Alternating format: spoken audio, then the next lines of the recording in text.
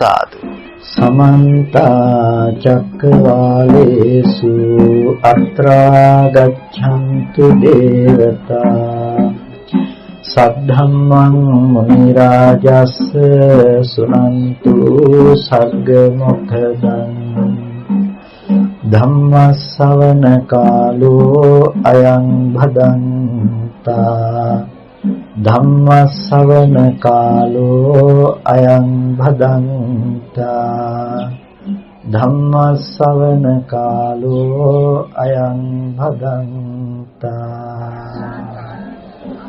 नमो तस् भगवतो अरहतो सम्मा सम्बुद्धस्स नमो तस् भगवतो अरहतो सम्मा सम्बुद्धस्स नमो तस् भगवतो अरहतो सम्मा सम्बुद्धस्स श्रद्धा संपन्न कारुणिक पिंपनी गौरवनीय पूजनीय මහා සංඝරත්නයන් අවසරයි සදහවත් පින්වත් හැමදෙනාම අද දවසේදී මේ පුණ්‍යවන්ත භූමියට පැමිණුනේ ඊටමත් සදහ සිතුවිලි ඇති කරගෙන තමන්ගේ ජීවිතයට ඊටම කුසල සම්පන්න කටයුතු රාශියක් සිද්ධ කර ගැනීමේ මූලික පරමාර්ථය ඇතිව ඒ අනුව තමන්ගේ ජීවිතයට බොහෝ කාලයක් හිතසුව පිණිස පවතින බොහෝ කුසල ධර්මයන් පුරා ගන්න අතරදී වටිනාම ශාසනයක් තුළින් ලැබිය හැකි වටිනාම ප්‍රතිඵලයක් වන ඒ උතුම් ධර්ම අවබෝධයට අවශ්‍ය කරුණු කාරණා තමාගේ ජීවිතයට ලං කර ගැනීම සඳහා කවුරු උත්සාහවත් වෙන මොහොතක් කවුරුත් මේ මොහොතේදී සූදානම් වෙන්නේ උතුම් සද්ධර්ම ශ්‍රවණය සඳහා තම තමන්ගේ කය මෙතන නිසසලව තියනවා වගේ හිතත් නිසසල කරගෙන කවුරුත් හොඳින් මේ දහම් කරුණු ශ්‍රවණය කරන්නට අවශ්‍යයි පින්තුනේ ලෝකේ බුද්ධෝත්පාද කාලයක් ඉතාම දුර්ලභයි. බුදුරජාණන් වහන්සේ නමක් ලෝකේ පහළ වෙනවා කියන එක ලේසියෙන් සිද්ධ වෙන කරුණක් නෙමෙයි. ලෝකේ කෙනෙක් උදැල්ලක් සහ පැසක් අරගෙන මම මේ මහ පොළව නොපොළවක් කරනවා කියලා පොළව කොටමින් පෙරලන්නට පටන් ගත්තොත් එයා කවදා හරි දවසක පොළව පෙරලලා ඉවර කරයි. හැබැයි කෙනෙක් මම සම්මා සම්බුද්ධත්වය අවබෝධ කරනවා කියලා පාරමිතා පුරන්නට පටන් ගත්තොත් ඒක ඊට වඩා අපහසුයි කියලායි දැක්වෙන්නේ. ඉතින් බුද්ධත්වය අවබෝධ කිරීම සඳහා පෙරම්දම් පිරීම ඊතරම් අපහසු, ඊතරම් බොහොම බැරෑරුම් ශක්තිවන්තයෙකු විසින් කළ හැකි කාර්යභාරයක්. ඉතින් එබඳු ශක්තිමත් ඇත්තෝ ලෝකේ ඊටාම දුර්ලභයි. ඉතින් ඒ නිසාම දුර්ලභ බුද්ධෝත්පාද කාලයක් අපිට ලැබිලා තියෙනවා කියලා කියන්නේ. ඒ බුදුරජාණන් වහන්සේ නමක් ලෝකෙ පහළ වුණාට පසුව අපට ලැබෙන වටිනාම දේ තමයි සද්ධර්මය. ඒ කියන්නේ වෙන කාලයකදී ලෝකයේ අහන්නට නොලැබෙන දෙයක් අපිට අහන්නට ලැබෙනවා. බුද්ධ ශාසනයකින් අපිට ලැබෙන්නට අවශ්‍ය දේ එහෙමනම් වෙන කාලයක අපිට අහන්නට දකින්නට නොලැබෙන දෙයක් අහන්නට දකින්නට ලැබෙන බව. පින්තුනි අපිට ඒ වටිනාම සද්ධර්මය අද දවසේදී උරුම වෙලා තියෙනවා, ලැබිලා තියෙනවා. ඒ ධර්මය අහන්නට පුළුවන් වටපිටාවක මිනිසෙයින් හැටියට අපි ඉපදිලා තියෙනවා වගේම අපිට ශ්‍රද්ධා සම්පත්තියත් හිතන්නට පුළුවන් මනසකුත් සම්පූර්ණ වෙලා තියෙනවා. මේ කියන දුර්ලභ කාරණා ටික සම්පූර්ණ වුණ අද වගේ දවසකදී පින්නතුනි අපි ඊටාම අප්‍රමාදී වේ යුතුයි මේ ප්‍රතිපදාවේ හැසිරෙන්නට මේ දහම් මඟ පුරා ගන්නට පිළිවෙත් පුරන්නට අපි ඊටාම අප්‍රමාදී වේ යුතුයි. පින්නතුනි කුසල ධර්මයන් අතිනුත් ඊටාම බලවත් කුසල ධර්මයක් කරන්නට පුළුවන්කම තියෙන්නේ බුද්ධෝත්පාද කාලයක. ඉතින් ලෞකික කුසල ධම්ම අතින් අපි අරගෙන බැලුවත් අපිට ශක්තිමත්ව එය කරගන්නට අවශ්‍ය වටපිටාව අපිට ලැබිලා තියෙනවා. ඒ ලෝකෝත්තර කුසලයේ දිහා අපි බැලුවත් ලෝකෝත්තර කුසලයේ සම්පාදනය කරගන්න පුළුවන් එකම කාල පරිච්ඡේදය මේ අපිට ලැබිලා තියෙන කාල පරිච්ඡේදය. පින්තුනි සම්මා සම්බුදුරජාණන් වහන්සේ මේ ධර්මය අවබෝධ කර ගැනීම සඳහා එදා බෝසත් දම් පුරණ කාලේ අනන්ත අප්‍රමාණ දුකක් වෙහසක් ගත්තා. මහා සීහනාද සූත්‍රය වගේ සූත්‍ර දේශනා අපි අරගෙන බලනකොට අපිට දකින්නට පුළුවන්කම තියෙනවා මහා බෝධිසත්වයන් වහන්සේ මොනතරම් දුකක් වෙහසක් මේ ජීවිතය තුළම අරගත්තද මේ ධර්මය අවබෝධ කර ගැනීම වෙනුවෙන් නිවීම උරුම කර ගැනීම නිවීම ලබා ගැනීම වෙනුවෙන් කියලා.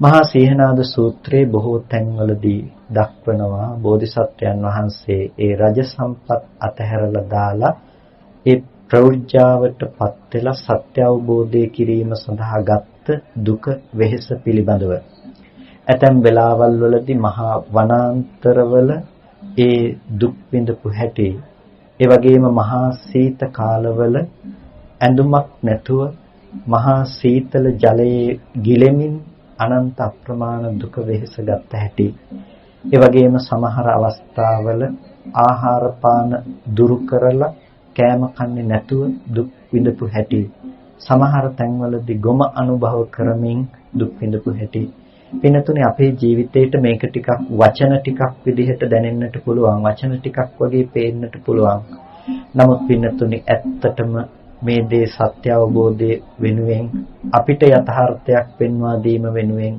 කෙනෙක් මෙච්චර දුකක් ගත්තයි කියනකොට ඒක හිතා ගන්නටවත් බැරි තරම් පින්නතුනේ අපිව සසර දුකින් එතර කරවීමට ඒ බෝධිසත්වයන් වහන්සේට තිබුණ මහා කරුණාවෙන් ඒ මහා වීරයෙන් අපිට 1000න් පංගුවක්වත් තිබුණා නම් අපිට අපිව නිවන් දක්ව ගන්න අපි මීටත් වඩා වීරිය කරයි. ඒ නිසා අපි මේ ලැබුණු බුද්ධෝත්පාද කාලයේදී අපි ඊටාම අර්ථ පරිපූර්ණ ලෙස මේ කාලය යොදා ගන්නට අවශ්‍යයි. ඒ නිසා කවුරුත් කල්පනා කරගන්න අද අපි විශේෂ දහම් කරුණු රාශියක් සාකච්ඡා කරන්නේ. මේ කාරණා ටික තමන්ගේ ජීවිතයට හොඳට අවශෝෂණය කරගන්න. ඒ ඔස්සේ කරුණු කාරණා තමන්ගේ ජීවිතයට හොඳට හැම කෙනෙක්ම යොදා ගන්න. මේ කරුණු ටිකක් ගැඹුරු කරුණු ටිකක් වෙන්න පුළුවන්. නමුත් මේ ඔස්සේ නුවණ මෙහෙයුවොත් නුවණ අරගෙන ගියොත් තේරුම් ගන්නට බැරි කමක් ඇත්තෙත් නැහැ. පින්නතුනි බුදුරජාණන් වහන්සේ වැඩ ඉන්න කාලෙදී එක අවස්ථාවකදී භික්ෂුන් වහන්සේලාට දේශනා කරනවා මහණෙනි මේ සසර ගමන අනවරාග්‍රයි මේ සසර ගමනේ අතීත කෙලවරක් පේන්නේ නැහැ අවිජ්ජා නැමැති නීවරණයෙන් වැහිලා තණ්හා නැමැති සංයෝජනයෙන් බැඳිලා ඔබලා මා බොහෝ කාලයක් මේ සසරේ සැරිසරුවා කියලා අවිජ්ජා නැමැති නීවරණය තෘෂ්ණා නැමැති සංයෝජනය දුරු කරගන්නට නොහැකි කමමයි මේ සසර ගමනේ පැවැත්මට හේතුව වෙන්නේ. ඒ නිසාම අපිට අද මේ යම් අවිද්‍යා නිරෝධයක් තියෙනවා නම් ඒ වගේම තෘෂ්ණා සංයෝජනයේහි උපුටා දැමීමක් තියෙනවා නම් ඒ සඳහා අපි ධර්මය පරිභාවිත කළ යුතු වෙනවා. ධර්මය ඇසුරු කළ යුතු වෙනවා. අවිද්‍යාව කියනකොට චතුරාර්ය සත්‍ය ධර්මයේ පිළිබඳව තියෙන අනෝබෝධය. තෘෂ්ණාව කියලා කියනකොට ඒ යම් තැනක උත්පත්ති වශයෙන් පැමිණෙනවා නම් ඒ හැම තැනකම ස්කන්ධාදී සියලු ධර්මයන් කෙරෙහි පවතින උපාදානය එහෙම නැතිනම් තෘෂ්ණා ඡන්දය. මෙන්න මේ කාරණා දෙක මූලික කරගෙන තමයි සසර ගමනක පැවැත්මක් පෙනෙන්නේ. මේ කාරණා දෙක දුරු කිරීම සඳහා නිසා අපේ ප්‍රතිපදාව එහෙමත් නැතිනම් අපේ නිර්වාණගාමිනී මාර්ගය ඉලක්කගත කරගත යුතු වෙනවා. එහෙනම් අපිට ඒ සඳහා මූලිකවම තිබිය යුතු දේ තමයි පරතෝ බෝසත්ප්‍රත්‍ය තුල ලබන අපේ සුතමය ඥානය කියන කාරණය. ඒ කියන්නේ අපිට ඉස්සෙල්ලම ධර්ම ශ්‍රවණය තුලින් මේ ශාසනය කතා කරන්නේ කුමන තැනකටද කියන එක පිළිබඳව අපිට මූලික දැනුමක් තියෙන්නට ඕනේ. ඒ පිළිබඳව අපි තව වචනයකින් හඳුන්වනවා සත්‍ය ඥානය කියලා. ඒ සත්‍ය ඥානය යම් කෙනෙකුට තිබුණොත් තමයි ඒ සත්‍ය ඥානය අනුව කරුණු රැස් කරගන්නට ඒ වගේම ක්‍රියාත්මක වන්නට පුළුවන්කම තියෙන්නේ. අපි ඒකට කියනවා කෘත්‍ය ඥානය කියලා. එතකොට සත්‍ය ඥානය ඇති පුද්ගලයා විසින් කෘත්‍ය ඥානය ඇති කර ගැනීම සඳහා උත්සාහවත් විය යුතුයි. ඒ කෘත්‍ය ඥානය ඇති කෙනෙකු විසින් පමණයි කෘතඥානය නොයසේනම් මේ කලායයි කියලා ඇති කරගන්න නුවණ ඇති කරගන්නට පුළුවන්කම තියෙන්නේ. එනිසා මූලික දේ අපි ඒ සද්ධර්ම ශ්‍රවණය තුලින් ලබා ගන්න සත්‍ය ඥානය අපේ ජීවිතයට ඇති කර ගැනීම. සත්‍ය ඥානය ඇති කර ගන්නට අපිට බොහෝ දහම් පරයයන් සාකච්ඡා කරන්නට පුළුවන්කම තියෙනවා. ඒ බොහෝ දහම් පරයයන් කතා කරනකොට ඒ ඔස්සේ අපේ නුවණ, අපේ ප්‍රඥාව වර්ධනය වෙනවා. පින්නතුනි, ඒ දහම් පරයයන් එක එක පැතිකඩවල ඔස්සේ සාකච්ඡා කළත් අපි කතා කරන්නේ එකම දිශානතියක්. එහෙමත් නැතිනම් අපේ ජීවිතයේ යථාර්ථය පිළිබඳවයි අපි කතා කරන්නේ. මේ දහම් පරයයන් පිළිබඳව අපි අපේ නුවණ අරගෙන යනකොට අපිට දකින්න පුළුවන් වැදගත්ම සූත්‍ර දේශනාවක් තමයි අපිට අංගුත්තර නිකායේ චක්ක නිපාතයේහි දකින්නට ලැබෙන මහා වග්ගයේහි දකින්නට ලැබෙන මජ්ජ සූත්‍රය. මේ මජ්ජේ සූත්‍රයේ තුල භාග්‍යතුන් වහන්සේ දේශනා කරන්නේ බොහොම වැදගත් ධර්ම කාරණාවක්. මේ කාරණාවට ඇත්තටම ප්‍රස්තුත වෙන්නේ පාරායන වග්ගයේ සඳහන් වන එක්තරා ගාථාවක්. තිස්ස මෙත්තේය කියන බ්‍රාහ්මණ පුත්‍රයා බුදුරජාණන් වහන්සේගෙන් අහපු ප්‍රශ්නයකට බුදුරජාණන් වහන්සේ ලබා දුන්න පිළිතුරක්. එතකොට ඒ අනුව තමයි මේ මජ්ජේ සූත්‍රය පස්සේ සාකච්ඡාවට භාජනය වෙන්නේ. සෝ උභන්තේ විදිත්වාන මජ්ජේ මන්තාන ලිප්පති. එතකොට මේ අන්ත දෙකක් පිළිබඳව දක්වනවා. සෝ උභන්තේ විදිත්වාන. එතකොට යම් කිසි කෙනෙක් මේ ලෝකේ ඒ උභය අන්තයන් දැනගෙන මජ්ජේ මන්තාන ලිප්පති. එතකොට ඒ මන්තා කියලා කියන ප්‍රඥාවට ඒ මැද ප්‍රඥාවෙන් නොඇලී සිටිනවා නම් තම් භූමි මහා පුරිසෝති සෝධ සිම්බනි මජ්ජගා. අන්න ඒ කෙනාට මහා පුරුෂයායයි කියලා කියනවා. සෝධ සිම්බනි මජ්ජගා. ඒ කෙනා මේ තෘෂ්ණා සිම්බනිය නැතිනම් තෘෂ්ණා නැමැති මේ ගෙතුම මැහුම ඉවත් කරලා දාන්නට දක්ෂ සමර්ථයෙක් බවට පත් වෙනවා. එතකොට බුදුරජාණන් වහන්සේ මේ කරපු මේ දේශනාව සාමාන්‍යයෙන් කෙනෙකුට තේරුම් ගන්නට අපහසු, ඊටාම ගැඹුරු අර්ථ තියෙන, ඊටාම ගැඹුරු සූත්‍ර දේශනාවක්. මොකද සෝභන්තේ විදිත්වාන. එතකොට මේ උභය අන්තයන් දැනගෙන මජ්ජේ මන්තාන ලිප්පති. ඒ මැද ප්‍රඥාවෙන් නොයැලෙන කෙනෙක් තමයි තම් භූමි මහා පුරුෂෝති. ඒ කෙනා තමයි මහා පුරුෂයා කියලා කියන්නේ. එතකොට බුදුරජාණන් වහන්සේ දේශනා කරපු මේ ගාථාව නිසා එක දවසක් හාමුදුරුවෝ පිරිසක් සාකච්ඡා කරනවා, මොකද්ද මේ කියන අන්ත දෙක? මොකද්ද මේ කියන මැද? කොහොමද අන්ත දෙක ඇසුරු නොකර ඉන්නේ? කොහොමද මැද තෘෂ්ණාවෙන් නැතිනම් මැද ප්‍රඥාවෙන් නොඇලී ඉන්නේ කොහොමද කියලා හාමුදුරුවෝ පිරිසක් සාකච්ඡා කරනවා. මේකෙදි එක හාමුදුරු කෙනෙක් කියනවා ස්පර්ශය එකාන්තයක්, ස්පර්ශ සමුදය එකාන්තයක්, ස්පර්ශ නිරෝධය මැදයි, තෘෂ්ණාව සිම්බනියයි. එතකොට ස්පර්ශ එකාන්තයක්, ස්පර්ශ සමුදය තවත් අන්තයක් වෙනවා. ස්පර්ශ නිරෝධයක් තියෙනවා නම් මේ ස්පර්ශ නිරෝධය තමයි මැද බවට පත් වෙන්නේ. එතකොට තව හාමුදුරු කෙනෙක් මෙතනදී පිළිතුරු ලබා දෙනවා. මට මේ පිළිබඳව තේරෙනවා තවත් විදිහකට. මට තේරෙනවා අතීතය එක්කන්තයක්, අනාගතය එක්කන්තයක්, වර්තමානය මැදයි, තෘෂ්ණාව සිම්බනියයි කියලා. ඊට පස්සේ තවත් හාමුදුරු කෙනෙක් මේ මණ්ඩල මාර්ග රැස්වලා හිටපු හාමුදුරු අතරින් තවත් හාමුදුරු කෙනෙක් කියනවා ඇත්ත මටත් තේරෙනවා මට වැටහෙන විදිහට සැප වේදනාව එකාන්තයක්, දුක් වේදනාව එකාන්තයක්, උපේක්ෂා වේදනාව මැදයි කියලා.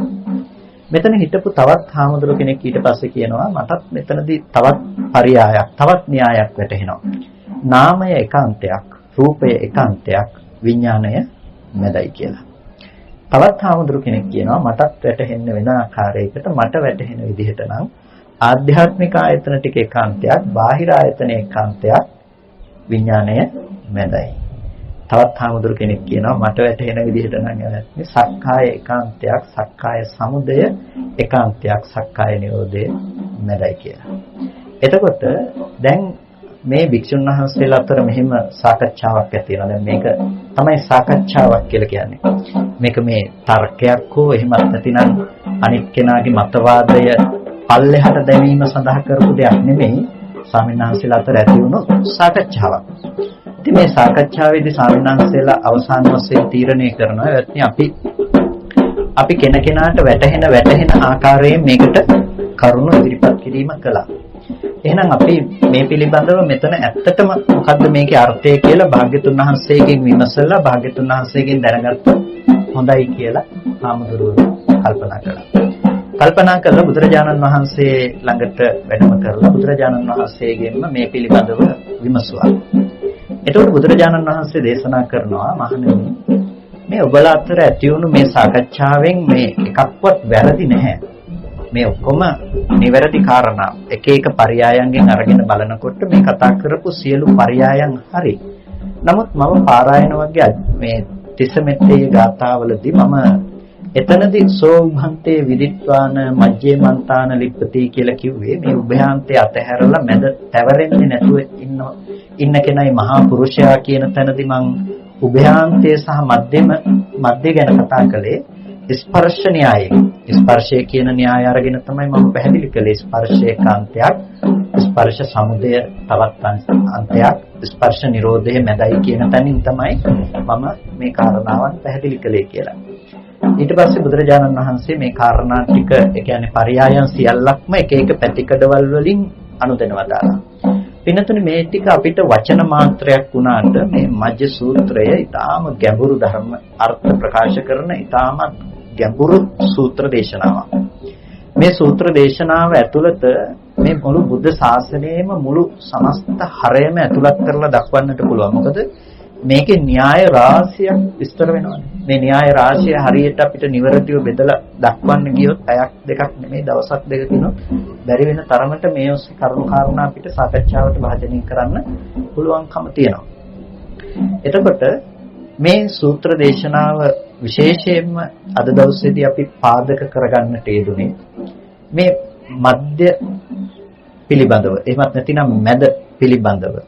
එහෙමත් නැතිනම් අන්ත දෙක අතහැරලා අපි ලබන මැද නොඇලීම කියන කාරණාව පිළිබඳව වර්තමානයේ තුල ඇතැම් වෙලාවට යම් කිසි දෘෂ්ටීන් යම් කිසි අයගේ මඤ්ඤණාවන් මඤ්ඤිතයන් හැඟීම් ඉදිරිපත් වෙන තැන සමහරු මේකෙන් බොහෝ විට පාවිච්චි කරන්නේ අතීතයේ එක්කන්තයක් අනාගතයේ එක්කන්තයක් වර්තමානයේ මැදයි. ඒ නිසා අතීතයේ ගැන හිතන්න එපා, අනාගතය ගැන හිතන්නත් එපා. අපි ජීවත් වෙන්නේ වර්තමානයේ තුල ජීවත් වුණා නම් හරි. එතකොට මේ විදිහට කල්පනා කරලා අතීතයේ වෙච්ච දේවල් ගැන හිතන්නේ නැහැයි කියලා අර තමා විසින් කළ දේවල් පවා අමතක කරලා අනාගතයට තමා විසින් කරන නොහොඳ පිළිබඳවත් කල්පනා නොකොට වර්තමානයේ තුලත් තරහ ගියොත් බයිනවා. ඔය වගේ විවිධ දර්ශන ඉදිරිපත් වෙන කාලයක්. හැබැයි මේ සූත්‍ර දේශනාව මොනතරම් ගැඹුරුද කියනවා නම් දැන් බුදුරජාණන් වහන්සේ කොතනකවත් දේශනා කළා නැහැනේ අතීතය කියන දේ ඒකාන්තයක් අනාගතය කියන ඒකාන්තයක් ඔබ වර්තමානයේ තුල රැඳී ඉන්න කියලා දේශනා කළා. නෑ වර්තමානයේ තමයි කියලා ඒක ඇතුලේ රැඳිලා ඉන්න කියලා දේශනා කළා නැහැ. අයි මජ්ජේ මන්තාන ලිප්පති කියලා දේශනා කළේ. මන්තා කිව්වේ ප්‍රඥාවට මැද ප්‍රඥාවෙන් නොඇලී ඉන්නයි තියෙන්නේ. එතකොට මේ අතීත අනාගත අන්ත දෙක අතහරිනවා වගේම මැදට වෙලා ඇලිලා ඉන්නව නෙමෙයි මැදත් නුවණින් දැනගෙන නුවණින් ප්‍රත්‍යක්ෂ කරමින් මැදත් නොඇලී ඉන්න තැනක් පිළිබඳව තමයි බුදුරජාණන් වහන්සේ අපිට මේ මජ්ජ සූත්‍රය තුලදී දේශනා කළේ. ඉතින් ඕක බොහෝ කෙනෙක් පටලව ගන්න බොහෝ කෙනෙක් මේකේ අර්ථය වරදවා ගන්නට හේතුව තමයි මේ ස්පර්ශ න්‍යායෙම අපි අරගෙන සාකච්ඡා කළොත් ස්පර්ශ ඒකාන්තයක් ස්පර්ශ සමුදය ඒකාන්තයක් ස්පර්ශ නිරෝධය මැදයි කියලා කියනවා. එතකොට ස්පර්ශ නිරෝධය කිව්වම නිරෝධය කියලා අපි නිර්වාණය කියන තැනින්ම එක එල්ලේම ස්පර්ශ නිරෝධය කියන තැන නිර්වාණයයි කියලා හිතාගත්තට පස්සේ අර මැද කියන දේ නිවනයි කියලා කෙනෙක් දෘෂ්ටිගත වෙන්නට තියෙන ඉඩකඩ වැඩි. මොකද අපි දන්නවා භාග්‍යතුන් වහන්සේ අන්ත දෙක අතහැරලා මධ්‍යම ප්‍රතිපදාවෙන් ධර්ම දේශනා කළා කියලා. ඒ පුරුද්දත් ඒ හුරුවත් අපිට තියෙනකොට ඒක බොහොම ඉක්මනට ගලප ගන්නවා මේ සූත්‍රයට. ඊට පස්සේ මැද මධ්‍යමයේ නැතිනම් මැද නිවනයි කියලා හිතනකම තියෙනවා. ඒ නිසා මේ කාරණා ටික නිසාම තමයි මේ සූත්‍ර දේශනාව යම් විවරණයකට ලක් කළොත් හොඳයි කියලා අදහස් කළේ. මේ කාරණා ටිකෙන් කතා කරන්නේ මොනතරම් ගැඹුරු ඒ වගේම මොනතරම් ශාසනයේ හරයක්ද කියන කාරණාව පැහැදිලි කරගන්නට. ස්පර්ශය එක අන්තයක්, ස්පර්ශ සමුදය එක අන්තයක්, ස්පර්ශ නිරෝධය මැදයි කියනකොට මෙතනදී ස්පර්ශය එකාන්තයක් කියලා කියනකොට අපි දන්නවා ස්පර්ශය කියන්නේ මොකක්ද කියලා. අපි ස්පර්ශය කියලා දන්න ස්පර්ශය එකක්. මෙතනදී ස්පර්ශය කියලා කතා කරන අර්ථය තවත් එකක්. ඒ කියන්නේ දැන් අපි ස්පර්ශය කියලා හිතාගෙන ඉන්න දෙයක් තමයි පස්ස කියලා අපි දන්නවා චෛතසිකයක් තියෙනවා. ස්පර්ශය කියන චෛතසික ධර්මයක්, හිතේ යෙදෙන ධර්මයක් තියෙනවා. ඒතකොට මේ සිතක් පාසා යෙදෙන පස්ස කියන චෛතසික ධර්මයේ නෙමෙයි මෙතනදී මේ ස්පර්ශය සහ ස්පර්ශ සමුදය සහ ස්පර්ශ නිරෝධය කියන එකෙන් අදහස් කරන්නේ මේ පස්ස චෛතසිකයේ එහෙම නෙමෙයි. ඒ වගේම අර ඇහැට වර්ණ සටහනක් නැතිනම් ඇහැට රූපයක් පේන එක පෙනීම මාත්‍රයක් නෙමෙයි මෙතනදී මේ පස්ස කියන මේ වචනය තුල අර්ථ ගන්නවන්නේ. මේ පිළිබඳව අට කතාව තුල බොහොම පැහැදිලිව විග්‍රහ කොට දක්වනවා. මොකද්ද මෙතනදී මේ පස්ස කියන වචනයෙන් දක්වන අර්ථය කියලා. පස්ස කියන වචනයෙන් ගෙනහැර දක්වන අර්ථය තමයි මේ ස්පර්ශ සංඛ්‍යාතව ලබන ආත්ම භාවය කියන එක. ඒ කියන්නේ දැන් ස්පර්ශය නිසානේ අපිට පුද්ගල බවක් පනවන්න පුළුවන්කම තියෙනවා. මේක ඊටාම සරලව ගන්න පුළුවන් තැනක් නෙමෙයි. මේක ඊටාම ගැඹුරට බෙදා ගන්න තියෙන තැනක්. අපි කොහොමද මේ ස්පර්ශ සංඛ්‍යාතව ආත්ම භාවයක් අපි උපදෝගෙන තියෙන්නේ? මේ කාරණාව පිළිබඳව අපි ඉස්සෙල්ලාම ස්පර්ශය පිළිබඳව තේරුම් ගන්නකොට අපි අවබෝධ කරගෙන තියාගන්නට ඕනේ. ඒ කියන්නේ ස්පර්ශය කියන එක කොහොමද අපිට ආත්ම භාවය කියන දේ ගෙනල්ලා දීලා තියෙන්නේ කියන කාරණාව. මේක තේරුම් ගන්නකොට තවත් ඊටාම වැදගත් සූත්‍ර දේශනාවක් මම මෙතනට එකතු කරගත්තොත් අපිට දකින්න පුළුවන් සංයුක්ත නිකායේ මාළුන්ගේ පුත්ත සූත්‍රය. මාළුන්ගේ පුත්ත සූත්‍රය අපිට සලායතන සංයුත්තේ දකින්නට පුළුවන්. මාළුන්ගේ පුත්ත හාමුදුරු ඊටාම වයසක හාමුදුරු කෙනෙක්. බුදුරජාණන් වහන්සේ ළඟට ඇවිල්ලා මාළුන්ගේ පුත්ත හාමුදුරු අහනවා බුදුරජාණන් වහන්සේගෙන් භාග්‍යතුන් වහන්සේ මට හුදකලා වෙලා කැලේකට ගිහිල්ලා බොහොම වීරිය වඩලා ඉක්මනට ධර්ම අවබෝධය කරන්න පුළුවන් දහම් පරයයක් මට කියලා දෙන්න කියලා. ඒ වෙලාවේදී බුදුරජාණන් වහන්සේ දේශනා කරන මාළුන්ගේ පුත්ත ඔබ බොහොම වයසයි දැන්. ඔබ බොහොම දි รา ගිය ශරීර තියෙන කෙනෙක්. පැසළු අන්තිම වයසටපත් වුණ කෙනෙක්. ඒ බඳු මට්ටමක ඉන්න කෙනෙකුත් හුදකලා වෙලා මට ඉක්මනට වීරිය වඩලා නිවන් දකින්න ඕනේ කියලා මගෙන් කෙටියෙන් අවවාදයක් ඉල්ලනවා නම් තරුණ අය ගැන, තරුණ ඇත්තෝ ගැන, හැකියාව තියෙන ඇත්තෝ ගැන කවර කතාවක්ද කියලා. ඉතින් මාළුන්ගේ පුත්ත හාමුදුරුවෝ නැවතත් ඉල්ලනකොට බුදුරජාණන් වහන්සේ මාළුන්ගේ පුත්ත හාමුදුරුවන්ට ඊටාම ගැඹුරු කාරණාවක් ඊටාම කෙටියෙන් දේශනා කරනවා. මෙතනදී බුදුරජාණන් වහන්සේ දේශනා කරනවා මාළුන්ගේ පුත්ත ඇසින් දත යුතු වූ චක්කු විඤ්ඤාය වූ රූප තියෙනවා. කියන්නේ ඇසින් දැනගන්න තියෙන රූප තියෙනවා. ඒ ඇසින් දැනගන්න රූප ඔබ අතීතයේදී දැකලා නැත්තම් අතීතයේදී ඔබ ඒ රූප දැකලා නැත්තම් දැකපු බවක්වත් නැත්තම් වර්තමානයේ පේන්නේ නැත්තම් ඔබට අනාගතයේදී මට මෙබඳු වූ රූප දැකීම පිණිස කැමැත්තක් ප්‍රේමයක් බලාපොරොත්තුවක් ඇති වෙනවද කියලා මාළුන්ගේ පුත්‍ර හඳුරෝගෙන් අහනවා. ඒ කියන්නේ ඔයගොල්ලෝගේ ජීවිතේ පැත්තෙන් ගත්තොත් ඔයගොල්ලෝ කවදාවත් කිසිම නොදැකපු රූපයක්. ඒක දැකලා නැහැ ඔයගොල්ලෝ කවදාවත්. ඒ වගේම දැකපු අයුරක්, ඒ කියන්නේ දැකපු බවක්වත් මතක නැහැ. දැකපු බවක්වත් සිහියක ඇත්තේ නැහැ. එතකොට වර්තමානයේ දකින්නෙත් නැහැ. එබඳු දෙයක් පිළිබඳව ඔයගොල්ලෝ කල්පනා කරනවද අනාගතයේට මට මෙබඳු වූ ඒ රූපේ දකින්න පුළුවන් නම් හොඳයි කියලා කල්පනා කරන්නේ නැහැ. ඒ කල්පනා කරන්නේ නැත්තේ ඔයගොල්ලන්ට තමන් තුළ නිමිති ඇත්තේ නැහැ සිහිපත් කරගන්න මෙබඳු වූ රූප මම අතීතයේදී දැක්ක කියන බව නැත්තම් දැකපු බව නැත්තම් දකින්නවා කියන බව නැත්තම් ඔයගොල්ලන්ට සිහිපත් කර ගැනීම සඳහා අනාගතයට බලාපොරොත්තු වෙන්න නිමිති ආය ඇත්තේ නෑ. ඇයි? ඒ බඳු නිමිති ඇත්තේ නැතිකම නිසා. එතකොට අපි යම් කිසි දෙයක් අහලත් නැත්තම් අහපු බවකුත් නැත්තම් වර්තමානයේ අහන්නෙත් නැත්තම් ඒ බඳු වූ ශබ්දයක් අහන්නට තියෙනවා නම් හොඳයි කියලා කැමැත්තක් ඕගොල්ලන්ට ඇති වෙන්නේ නෑ. ඇයි? ඒ බඳු වූ ශබ්දයක් අහන්නට තිබ්බනම් හොඳයි කියලා කැමැත්තක් ඇති වෙන්නේ නැත්තේ ඕගොල්ලෝ ඒ බඳු වූ ශබ්දයක් තියෙනවායයි කියලා දන්න බවක්වත් ඇත්තේ නැහැ. ඒකෙන් අපිට ආයතන 6ටම ඔය පරයයන් පැහැදිලි කිරීමක් කරනවා. එතකොට ආයතන 6ටම මේ කාරණාව පෙන්වලා දෙනකොට අපිට ප්‍රකට වෙනවා හොඳ දහම් කාරණාවක්. ඒ තමයි මේ මුළු ලෝකයම සකස් වුණේ නැතිනම් හැදිලා තියෙන්නේ කොහොමද කියන කාරණාව අපිට මේක ඇතුලේ ප්‍රකට වෙලා පේනවා. ඒ ලෝකයම සකස් වුණේ ලෝකයම හැදුනේ කොහොමද කියලා මේක ඇතුලේ ප්‍රකටව පේන්නේ. අපි යම් කිසි දෙයක් බලාපොරොත්තු වෙනවා නම් යම් කිසි දෙයක් අපි කැමැත්තෙන් හිතනවා නම් ඒ හිතන හැම දෙයක්ම හිතන්නේ මොන සීමාව ඇතුළේද? අතීතේ දැකපු, අහපු, විඳපු, දැනගත්ත දේවල් ඇතුලේ. ඒ කියන්නේ අපි ඒ දැකපු බව අපිට ඉතුරු වෙලා තියෙන නිසා, අහපු බව ඉතුරු වෙලා තියෙන නිසා, විඳපු බව, දැනගත්ත බව ඉතුරු වෙලා තියෙන නිසා, ඒ ඉතුරු කරගත්ත සීමාව ඇතුලේ ඉඳලා තමයි අපි අනාගතය සඳහා යම් දේවල් කැමති වෙන්නේ, අපේ බලාපොරොත්තු අපි තියාගෙන ඉන්නේ, අපේ ප්‍රාර්ථනාවන් ඔක්කොම තියාගෙන ඉන්නේ ඒ සීමාව ඇතුලේ. ඒ කියන්නේ අපිට මේ සූත්‍රය තුල හොඳට ගෙනල්ලා දෙන්නේ මේ ලෝකය හැදුනේ කොහොමද කියන කාරණාවන එක පැත්තකින්. එතකොට අපි කතා කරන්නේ මජ්ජ සූත්‍රය. මජ්ජ සූත්‍රයේදී ස්පර්ශය කියන එක අන්තයක් කියනකොට ස්පර්ශය කියලා කියන්නේ අපි කිව්ව ස්පර්ශ සංඛ්‍යාතව අපිට ලැබෙන ආත්ම භාවය කියලා. ආත්ම භාවයයි කියලා කියන්නේ මෙතන ස්පර්ශය කියන දේෙන් පෝෂණය වෙන්නේ මමත්වය, එහෙමත් නැතිනම් අපි ගත්ත පුද්ගල භාවය කියන දේ. අපි හැම මොහොතකම මොහොතක් පාසා මම ඉන්නවා කියලා රැස් කරගත්ත මනෝභාවයක් අපිට තියෙනවා. ස්පර්ශ ආයතන 6ෙන්ම රැස් කරගත්ත මනෝභාවයක්.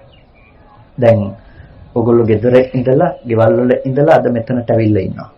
එතකොට මෙතනට ආපු ඔයගොල්ලන්ට එහි තියෙන ගෙදර පිළිබඳව සිහිපත් කරන්න පුළුවන්කම තියෙනවා. ඒ වගේම ඔයගොල්ලෝ ඒ ගෙදරට නැවත යන්න පුළුවන්කමක් තියෙනවා. ඔයගොල්ලෝ ගිහිල්ලා ගෙදර දකිනවා. දකින්නකොට ඔයගොල්ලෝ හිතනවා ඔයගොල්ලෝ එනකොට තිබ්බ වගේම ගෙදර තියෙනවා, එහෙම නැත්නම් ගෙදර වෙනස් වෙලා තියෙනවා කියලා හරි යමක් දකිනවා. මේ සිද්ධිය ඇතුලේ අපිට සාමාන්‍ය සිද්ධියක් වුණාට, අපිට ගෙදර ගැන කතාවක් වුණාට ඔක ඇතුලේ තවත් කතාවක් තියෙනවානේ. මොකක්ද ඒක ඇතුලේ තියෙන අනෙක් කතාව? එනකොට ගෙදර දැකපු මම තමයි ආවේ. ඒ මම තමයි දැන් මෙහෙට ඇවිල්ලා මෙහි ගත්ත නිමිති ටික ඔක්කොම ඇසුරු කරගෙන මේ වන්දනාමාන කරපු, අහපු දේවල්, කරපු දේවල් මේ ඔක්කොම කරගත්ත මම තමයි මේ දේවල් කළේ. ඒ මම තමයි අතෙන්ටත් යන්නේ. ඒ මම තමයි ඒ තියෙන දේටත් විඳින්නේ. එතකොට අපිට හැම වෙලාවකදීම එක දෙයක දෙපැත්තක් තියෙනවා. ඒ තමයි බාහිර දෙයක් ඇති බවට අපි ග්‍රහණය කරගන්නවා නම්, බාහිර ලෝක දෙයක් ඇති බවට අපි අල්ල ගන්නවා නම්, ඒ අල්ලගන්න හැම තැනකම තියෙනවා මොකද්ද?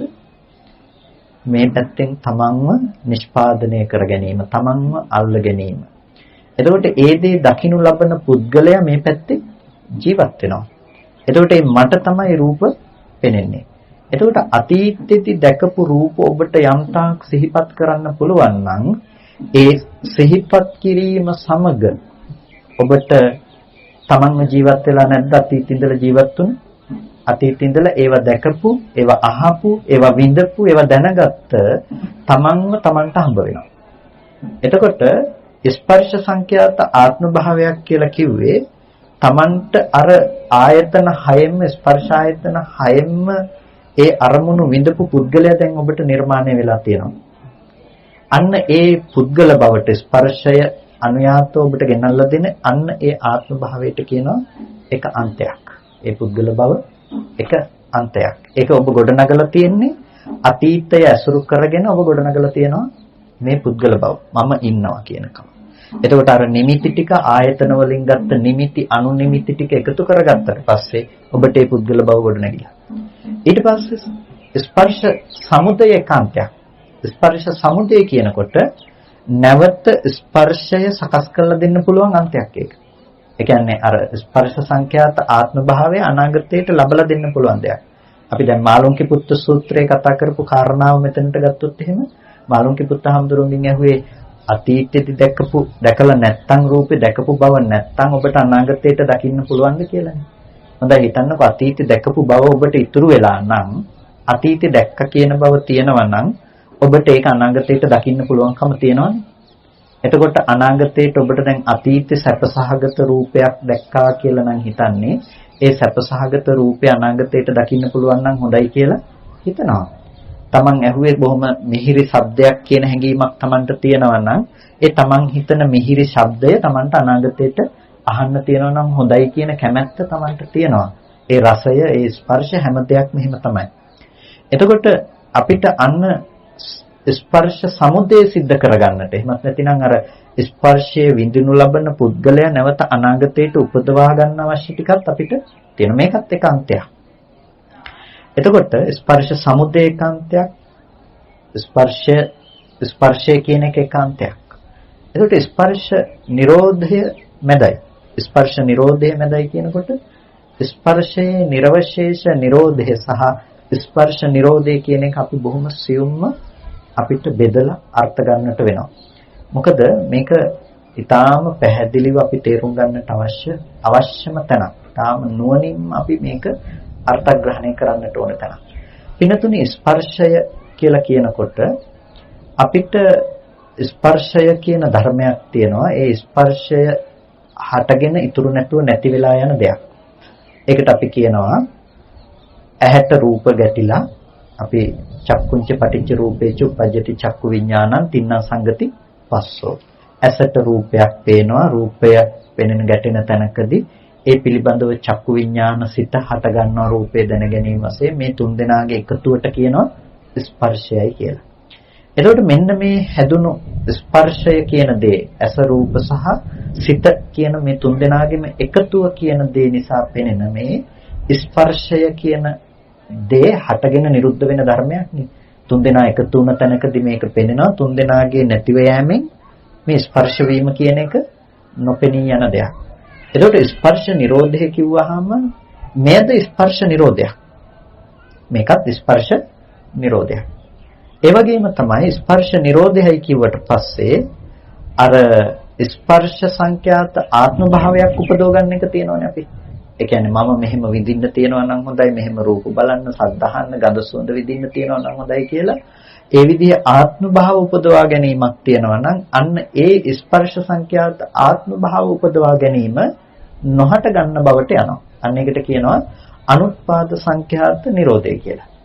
එතකොට දැන් මජ්ජේ මන්තාන ලිප්පති කියනකොට නුවණින් දැනගෙන මැද නොතවරී ඉන්න කියනකොට අර නිර්වාණය පනවන තැන නෙමෙයි කතා කරන්නේ. ඒ කියන්නේ සලායතන නිරෝධය නිවනයි කියන ස්පර්ශායතන 6 නිරෝධය නිවනයි කියන තැන නෙමෙයි මේ නිරෝධය කියන තැන කතා කරන්නේ. එතකොට මෙතන නිරෝධය පිළිබඳව කතා කරන්නේ අර ස්පර්ශය කියන ධර්මය හටගත්තු ධර්මයේ ඉතුරු නැතුව නැතිව යන තැන ඔහු එතන රැඳී සිටීමක් නැහැ. එතන läග සිටීමක් වෙන්නේ නැහැ.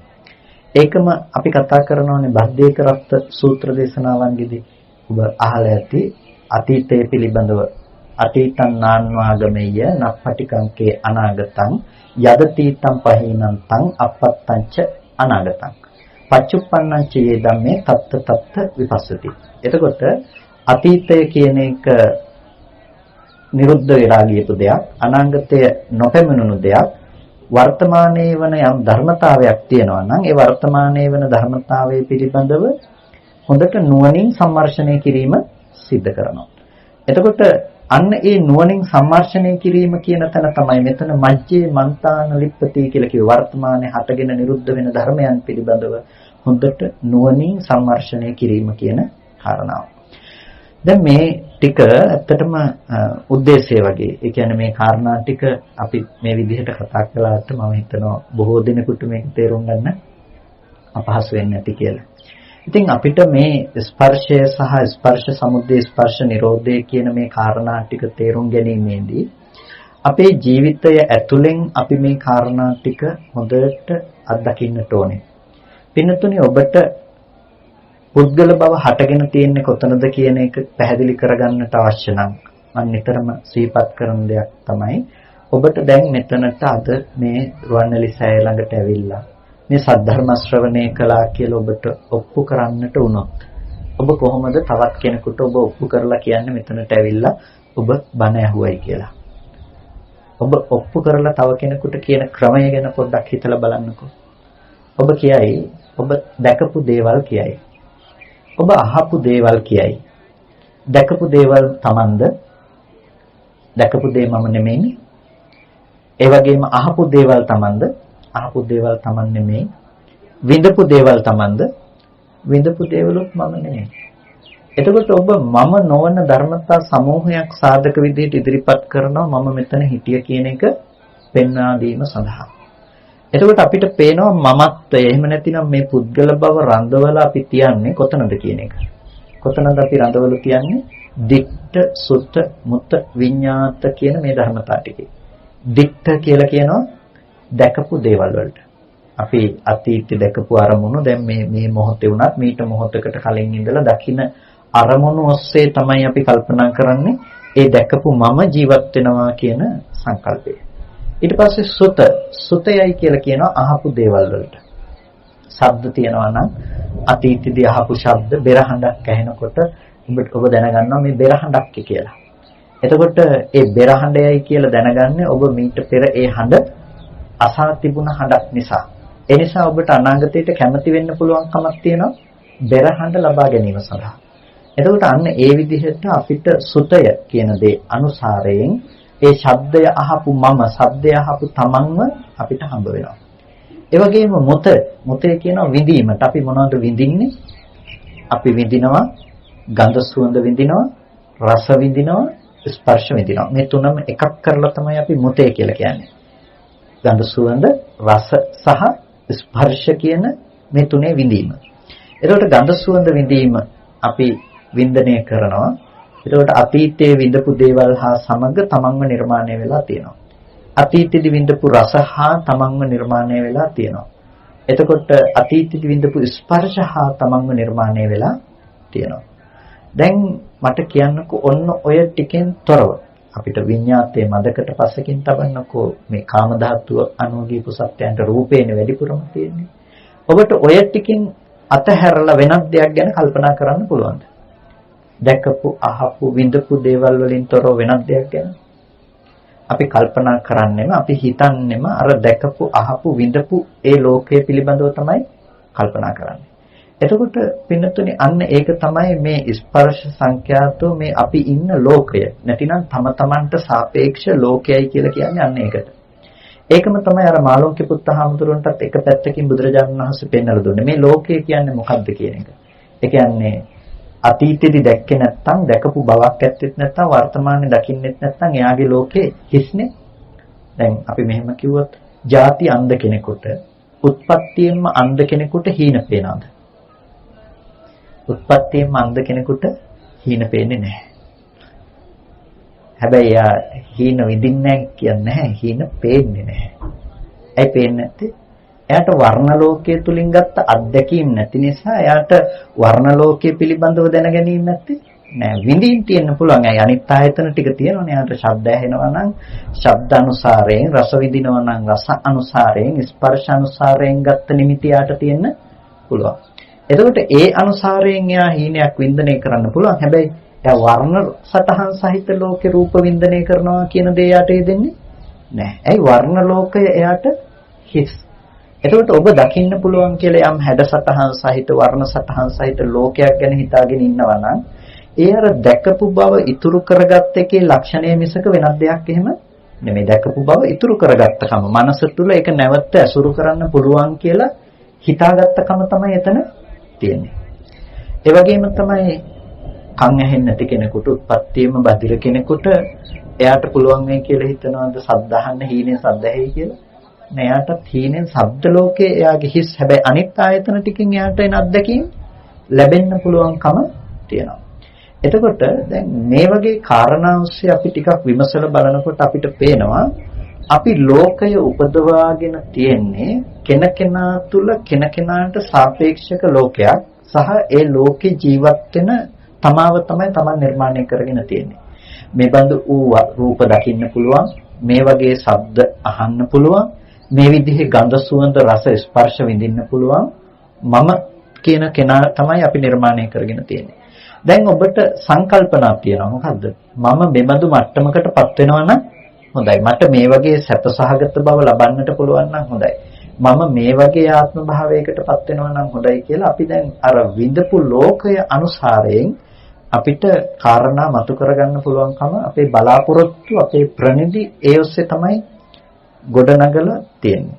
ඉතින් ඒ ගැළපෙන විදිහට තමයි කර්ම සකස් වෙන්නේ. ගැළපෙන විදිහට තමයි ලෝකය කියන දේ ගොඩනගන්නේ.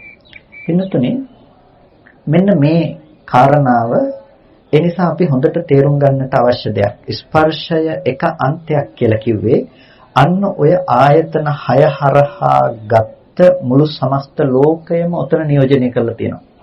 ස්පර්ශය එක අන්තයක් කියනකොට මේ ආයතන 6 ස්පර්ශ ආයතන 6 හරහා ගත්ත අර නිමිති ටික ඔක්කොම අවශේෂ කරලා එමත් නැතිනම් මේ ඔක්කොම ඉතුරු කරලා තියාගෙන ඉන්න කම නිසා මේ ඔක්කොම ටික ස්පර්ශ ඒකාන්තයක් කියනකොට ගෙනල්ලා දීලා තියෙනවා.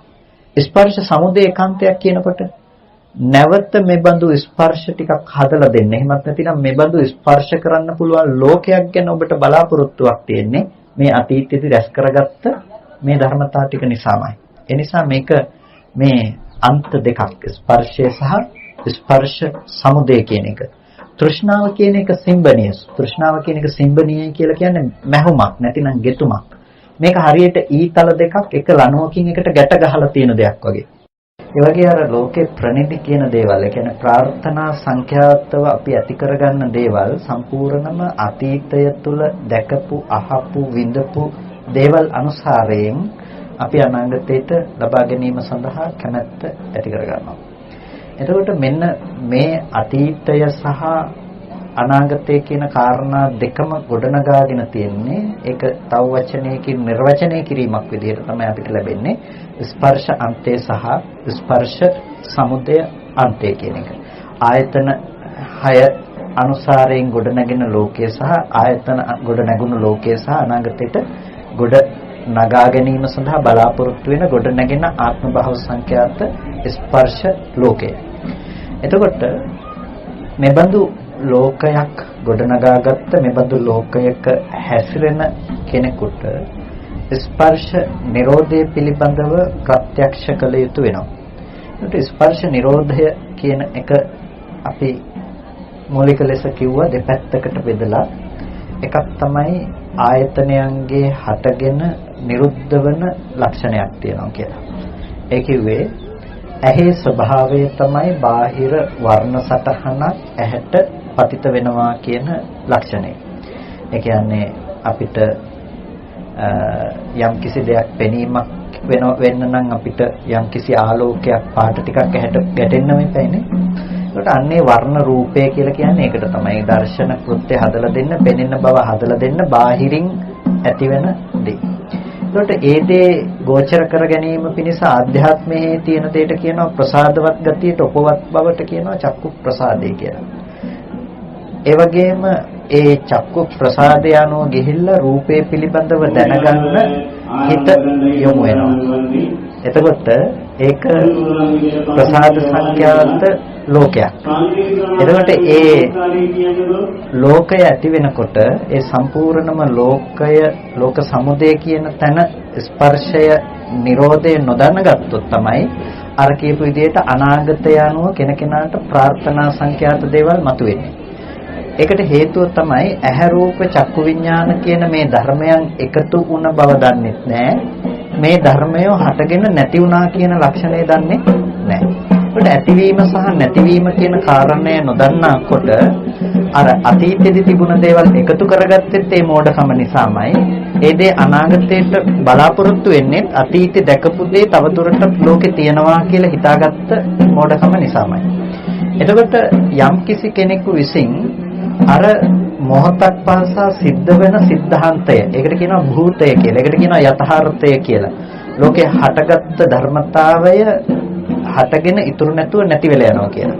එතකොට අන්නේ හටගත්ත ධර්මතාවයේ ඉතුරු නැතුව නැති වෙලා යනවා කියලා ස්පර්ශ නිරෝධය පිළිබඳව දැක්කොත් යම් කිසි කෙනෙක් ඒ ස්පර්ශ නිරෝධය පිළිබඳව දකින්න කෙනාට අර තෘෂ්ණාවෙන් මැද රැඳී සිටීමක් වෙන්නේ නැහැ. තෘෂ්ණාවෙන් මැද රැඳී සිටීමක් නැතිව යනවා. ඒකට අර අතීතය සහ අනාගතය කියන අන්ත දෙකෙන්ම මිදිලා තව විදිහකින් කිව්වොත් එයාට වර්තමානයේහි නොඇලී ඉන්නට පුළුවන්කම ලැබිලා තියෙනවා. මෙන්න මේ කාරණාවේදී අපි වර්තමානයේ තුල නැතිනම් ස්පර්ශය කියන තැන පිළිබඳව අපි හරියට තේරුම් ගත යුතු වෙනවා. ස්පර්ශය කියන තැන පිළිබඳව හරියට තේරුම් ගන්නට ඕනේ කියලා කිව්වේ දැන් ස්පර්ශ නිරෝධය කියලා කතා කරන්නේ මොකක්ද කියලා තේරුම් ගන්න නම් අපිට මේ කතා කරන ස්පර්ශය පිළිබඳව දැක්මක් තියෙන්නට ඕනේ.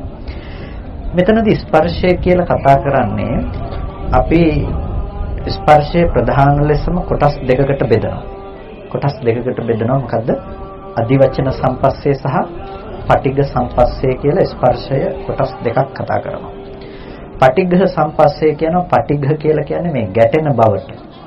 එතකොට බාහිර තියෙන දෙයක් ප්‍රසාදයකට ස්පර්ශ වෙනවා ප්‍රසාද රූපයකට ගැටෙන එකට කියනවා පටිඝය කියලා. එතකොට ඇහැට නම් රූපයක් ඇවිල්ලා වර්ණ සටහනක් ගැටෙනවා. කනට නම් කොහේ හරි තියෙන ශබ්දයක් ඇවිල්ලා කනට පතිත වෙනවා. නාසයට ගඳ සුවඳක් ඇවිල්ලා පතිත වෙනවා. මෙන්න මේ රූපවල ගැටෙන බවට කියනවා මොකක් කියලාද? පටිඝ සම්පස්සේ කියලා. අදිවචන සම්පස්සේ කියලා කියන මේ සියුම් උන තේරුම් ගන්නට අපහසු සිතේ ඇතිවන ස්පර්ශමය ස්වභාවයක්. ඒ කියන්නේ හිතේ ගැටෙන බව ප්‍රකට වෙන්නේ නැහැ නේ. හිත වස්තුවක් විදිහට අපිට ප්‍රකට නොවන නිසා. හැබැයි හිතේ තියෙන ස්පර්ශවන ගතියක්. ඒකට තමයි හඳුන්වන්නේ අදිවචන සම්පස්සේ කියලා. එතකොට මේ පටිඝ සම්පස්සේ සහ අදිවචන සම්පස්සේ කියන එක අන්‍යෝන්‍ය භාවයෙන් හම්බ වෙන දෙයක්. අන්‍යෝන්‍ය භාවයෙන් හම්බ වෙනවා කියලා කියන්නේ දැන් ඇසට රූප පෙනුනට වැඩක් නැහැ රූප දැනගන්න මට්ටමේ සිතක් පහළ වෙන්නේ නැත්තම් එහෙමනේ ඇහැට රූපය පෙනුනට වැඩක් නැහැ ඒ රූපය දැනගන්න විදිහට පහළවන සිතක් එතන යෙදෙන්නේ නැතිනම් එතකොට ඒ සිත යෙදුනොත් තමයි එතනදි දැනගන්න පුළුවන්කම තියෙන්නේ එතකොට ඒ හිතෙන් දැනගන්නේ අර ඇහැට ගැටුණ පටිඝ සම්පස්සේ පිළිබඳව තමයි නාම ධර්මතා ටිකකින් නැවත ඇසුරු කරන්නේ. ඒ කියන්නේ හිතෙන් ඇසුරු කරන්නේ ඇහැට ආපු රූපය. කනට ආපු ශබ්දය තමයි ඇසුරු කරන්න පටන් ගන්න. එතකොට අන්න එතන මේ කාරණා දෙකේම එකතුවක් තියෙනවා. ඒ මොකද්ද? පටිඝ සම්පස්සේ සහ අදිවචන සම්පස්සේ කියලා කොටස් දෙකක් තියෙනවා. ඒ හින්දා යම් රූපයක් ඔබ දැක්ක කියලා කියනවනම් මම ගෙදර දැක්කා කියලා කියනවනම් ඒ දැකපු තැන තියෙනව මොනවාද? පටිඝ සම්පස්සේ සහ අදිවචන සම්පස්සේ කියන දෙකේම අත්දැකීම ඔබට තියෙනවා. ඇහැට ආයතනයට ගැටුණු බවක් තියෙනවා. ගැටුණු දේ ආරම්භය මනස යොමු වුණ මනසට ස්පර්ශ වුණ ලක්ෂණයක් තියෙනවා. මේ දෙකම වැය වෙනවා අන්‍යෝන්‍යව. ඒ කියන්නේ ලෝකයට අනුරූපව සිතුවිලි පැද්දවීම සඳහා ඔබට කාම ධාතුවේ නම් පටිඝ සම්පස්සේ හේතු වෙනවා. ඒ කියන්නේ හිතේ ස්පර්ශය පවත්වාගෙන යන්න පටිඝ සම්පස්සේ හේතු වෙනවා. ඒ වගේම පටිඝ සම්පස්සය ප්‍රකට වෙන්න අදිවචන සම්පස්සේ කියන එක හේතු වෙනවා. මේක අන්‍යෝන්‍යව දෙපැත්තට හේතු වෙන දෙයක්. එතකොට මේ ස්පර්ශය කියන දේ පෙර නොතිබීම හටගෙන ඉතුරු නැතුව නැති වෙලා යන ධර්මයක්. පෙර නොතිබීම හටගෙන ඉතුරු නැතුව නැති වෙලා යන ධර්මයක්. ඇයි පෙර නොතිබීම හටගෙන ඉතුරු නැතුව නැති වෙලා යන දෙයක් කියලා කියන්නේ? ස්පර්ශයේ ස්වභාවය තමයි මේ දෙආකාර ස්පර්ශයේ ස්වභාවය කලින් තිබිලා එන දෙයක් නෙමෙයි. දැන් එකපාරක් ආපු වර්ණ සටහන මීට කලින් තිබ්බ වර්ණ සටහන නෙමෙයිනේ. ඒක අලුතෙන්ම දෙයක්. දැන් කලින් ඇහුණ ශබ්දය ඔයගොල්ලන්ට නැවත අහන්න පුළුවන්ද? කලින් ඇහුණු ශබ්දේ නැවත අහන්න පුළුවන් කමක් නැත්තේ නෑ. දැන් ඕගොල්ලන්ට නැවත බෙර ශබ්දයක් අහන්න පුළුවන්. හැබැයි කලින් ඇහුණු බෙර ශබ්දේද? නෑ කලින් ඇහුණු බෙර ශබ්දේ නෙමෙයි. අලුතෙන් පුරුෂයාගේ වෑයමත් බෙරයත් ඒ දණ්ඩත් නිසා ස්පර්ශයත් නිසා ඇතිවෙන ඒ ශබ්දය කියන දේ දැන් ඔබට අහන්න පුළුවන්කම තියෙනවා. එතකොට ඒක මේ දැන් ඇති වෙන දේ ප්‍රතිඵලය මිසක කලින් එක එහෙම නෙමෙයි. එතකොට අන්න ඒ විදිහටම එකම ශබ්දය කොයිම මොහොතකවත් දෙපාරක් අහන්න පුළුවන් කමක් නැත්තේ නෑ. එතකොට මේ ධර්මයන්ගේ තියෙනවා ඒ හටගෙන ඉතුරු නැතුව නැති වෙන ස්වභාවය. මේ හටගෙන ඉතුරු නැතුව නැති වෙන ස්වභාවය තියෙන නිසා ඒකේ ලක්ෂණයකට කියනවා දුක්ඛ ලක්ෂණයකින් යුක්තයි කියලා. ඒ කියන්නේ අපිට ඕන විදිහට මේක තියාගෙන ඉන්න පුළුවන් කමක් නැත්තේ නෑ. හේතු ටික යෙදුනහම පේන බව ඇති වෙලා තියෙනවා. හේතු ටික යෙදෙනකොට ඇහෙන බව ඇති වෙලා තියෙනවා. හේතු වෙනස් කරන එක අපිට කරන්න පුළුවන් දෙයක් එහෙම නෙමෙයි. ඉතින් අපි දරුවට කොච්චර ආදරෙයි කියලා කිව්වත්, දරුවා ලෙඩ නොවි තියාගන්න ඕනේ කියලා කිව්වත්, හේතු ටික වෙනස් වෙලා පෙනුනොත් අපිට දරුවා ලෙඩ වුණ දුක උරුම කරගන්න වෙනවම තමයි. ඇයි? අපි අර හේතු ටිකක් විදිහට නොදැක අපි දැක්ක හේතුව සහ ඵලයේ අත්දැකීම දරුවයි කියලා අපි කල්පනා කළා. එතකොට මෙන්න මේ විදිහට ඇති කරගත්ත මේ අවිද්‍යාව සහගත මනෝභාවය අපිට ලෝකය හදලා දීලා තියෙනවා දුක් විඳින්න පුළුවන් වෙන විදිහට. යම් කිසි කෙනෙක් දැක්කොත් මේ ස්පර්ශයේ අත්දැකීම හටගෙන ඉතුරු නැතුව නැති වෙන දෙයක් හැටියට එක්ෂණිකව සිද්ධ වෙන ස්පර්ශ නිරෝධය දැක්කොත්, එතකොට ඒ ස්පර්ශ නිරෝධය එයාට මතු ලෝකය නූපද වීම පිණිසත් අතීත ලෝකයේ ඇසුරු නොකිරීම පිණිසත් හේතු වෙන වටිනා ඥාන දර්ශනයක් ගෙනල්ලා දෙනවා. අනාගතයට ලෝකෙ උපදවන්න නැති වෙන්නත් වර්තමාන ලෝකය අතීත ලෝකයේ ඇසුරු නොකර ඉන්නත් වටිනා නුවණක් එයාට ගෙනල්ලා දෙනවා. ඇයි? එයාට පේන්නේ වර්තමානයේ හටගත්තු ධර්මයෝ ඉතුරු නැතුව නැති වෙලා යනවා කියන දැක්ම. එතකොට ඒ ඔස්සේ ඔබ කල්පනා කරන්නේ ඊයේ දැකපු දරුවමයි අද දකින්නේ, මේ දරුවා හෙට දකින්නත් පුළුවන් නේද කියලා දෙයක් ඔබ කල්පනා කරන්නේ නැහැ. මේ තුන් තැනින්ම ඔබ එතකොට මිදිලා තියෙනවා. එතකොට මෙන්න මෙතනදී ස්පර්ශ නිරෝධය කියන එක ඍජුවම එක එල්ලේම නිවනයි කියලා කියන්නේත් නැහැ. ඇයි නිවනයි කියලා කියන්නේ නැත්තේ? දැනුත් හටගත්ත ධර්ම ඉතුරු නැතුව නැති වෙලා යනවානේ. හැබැයි අපි කාටවත් නිවන දැනෙන්නේ නැහැනේ. ඒ නිසා මෙතනදී නිවන හෝ සසර තීරණය කරන තැනක් නෙවෙයි. ඒක නිසා මෙතන ස්පර්ශ නිරෝධය කියන එක මධ්‍ය තමයි. මේක අතීතාත්ම භාවයකට පනවන්නත් බෑ, අනාගතාත්ම භාවයකට පනවන්නත් බෑ. හැබැයි හටගත්ත ධර්ම ඉතුරු නැතුව නැති වෙලා යනවා කියන එක තියෙනවා. මෙන්න මෙතන අවබෝධ කරනකොට අන්න ඒ අවබෝධ කරන ඥාන දර්ශනය නිසා අනාගත ලෝකය ඔබ හදාගන්න ස්පර්ශ සංඛ්‍යාත අනාගත ලෝකය නොහට ගන්න බවට යනවා. දැන් උපදින්න පුද්ගලයෙක් හම්බ වෙන්නේ නැහැ. උපදින්න මිනිස්සෙක් හම්බ වෙන්නේ නැහැ. මම උපදිනවා කියන බවකට යන්න අවශ්‍ය කෙලෙසයක් ඔබ ළඟ ඇත්තේ නැහැ. ඒකට මෙන්න මේ කාරණාව අපිට හරියටම තේරුම් ගන්න අවශ්‍ය වෙන්නේ. ඒ කියන්නේ ස්පර්ශය ඇයි ඒකාන්තයක් කිව්වේ? ස්පර්ශ සමුදය ඇයි ඒකාන්තයක් කිව්වේ? ස්පර්ශ නිරෝධය ඇයි මැද තැවරෙන්න එපා කියලා කිව්වේ? ඇයි කියන කාරණාව. ඒ කියන්නේ මැද නිවනයි කියලා කිව්වේ නැහැ. මැද නුවණින් දැකලා මැද ඇලෙන්න එපා කියලා කිව්වා. මජ්ජේ මන්තාන දිප්පති මැද තැවරෙන්නේ නැහැ. නුවණින් දැකලා මැද තැවරෙන්නේ නැතුව ඉන්නවා. තැවරෙන්නේ නැතුව ඉන්න නම් එයාට අවශ්‍යම වන කාරණාව තමයි පච්චුප්පන්නේච යේ ධම්මේ තත්ත විපස්සති කියලා කිව්වේ. වර්තමාන වූ යම් ධර්මයක් තියෙනවා නම් ඒ තැන ඒක නුවණින් දකින්න කියලා කිව්වේ. එතකොට ඒ නුවණින් දකින්න ඒ කෙනාට අර ලෝකේ ඔබ දුක් විඳින්න ලෝකේ උපදව ගන්නවා නම් ඒ ලෝකය නොහට ගන්න බවට යනවා. බුදුරජාණන් වහන්සේක අපි මාළුන්ගේ පුත්ත සූත්‍රයත් අපි මේක ළඟට අරගෙන කතා කළානේ. මාළුන්ගේ පුත්ත සූත්‍රයේදී මාළුන්ගේ පුත්ත හඳුන්ට දේශනා කරනවා මේ ditta sutta mutta විඤ්ඤාතබ්බේසු ධම්මේසු. මේ ditta sutta mutta විඤ්ඤාතබ්බ මේ ධර්මයන්ගේ මේ විදිහට දකිනකොට අපිට දැක්මක් ඇති වෙනවා. මොකද්ද? නතේන කියන දැක්ම. නතේන කියන දැක්ම. නතේන කියලා කියන්නේ එය හා සමග ඔබ නැහැ කියන එක.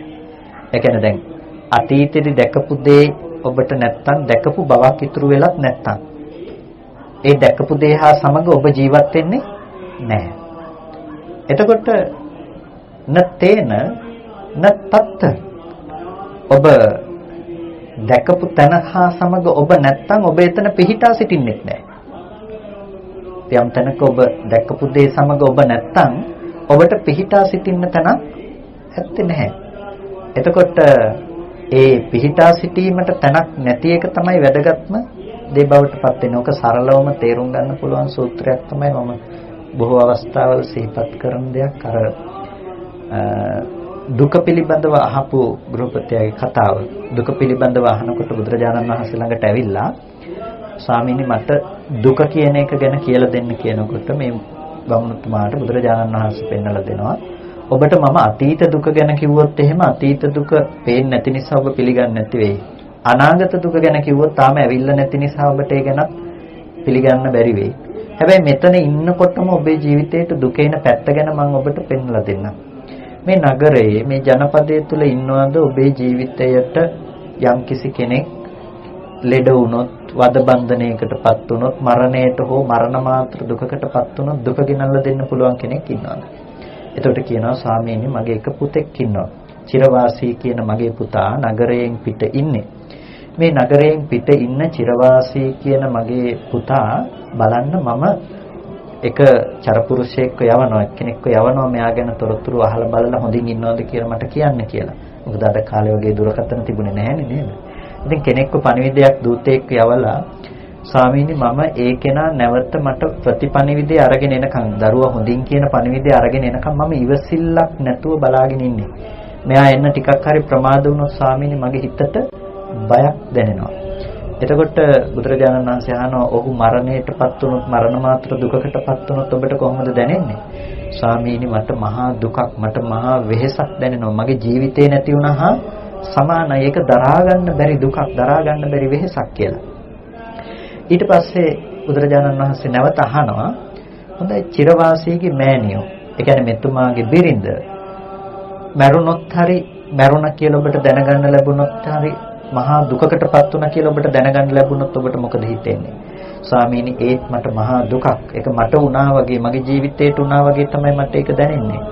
එතකොට බුදුරජාණන් වහන්සේ නැවත අහනවා හොඳයි ඔබට ඒ තැනැත්තිය මුණ ගැහෙන්න පෙර, ඔබ ඒ තැනැත්තිය දකින්න, ඒ තැනැත්තිය මුණ ගැහෙන්න පෙර ඒ තැනැත්තිය මරණයටපත් වෙලා තිබුණා නම්, ඒ තැනැත්තිය දුකටපත් වෙලා තිබුණා නම්, වද බන්ධනයකටපත් වෙලා තිබුණා නම් ඒත් ඔබට දුක එනවද?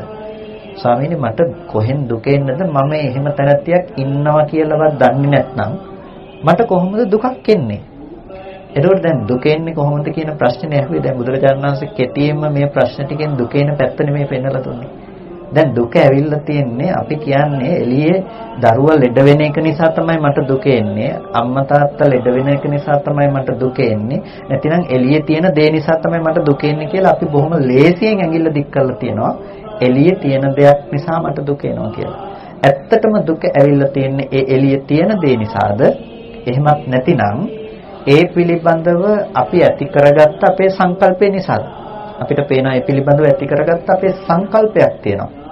ඒ සංකල්පය තමයි අතීතේ දැකපු ඔක්කොම ඇසුරු කරගෙන තියාගෙන ඉන්නවා අපි හිතේ. අපි අතීතේ ඉඳලා දැකපු හැම දෙයක්ම ඇසුරු කරලා ඒ ඇසුරු කරගත්ත දේවල් ටික ඉතුරු කරලා තියාගෙන ඉන්නවා. ඒ නිසා ඔබ ආදරය කරන්නේ හොඳට බලන්නකෝ ඔබ අතීතේ ඉඳලා දන්න, එදා කාලේ ඉඳලා දන්න අඳුරන ඔබේ දරුවට නෙමෙයිද ආදරය කරන්නේ කියලා. අපි ආදරය කරන්නේ ඒ දන්න අඳුරන ඒ අපි මුංචි කාලේ ඉඳලා අපි රැක බලාගත්තේ දරුවටනේ අපි ආදරය කියලා කියන්නේ.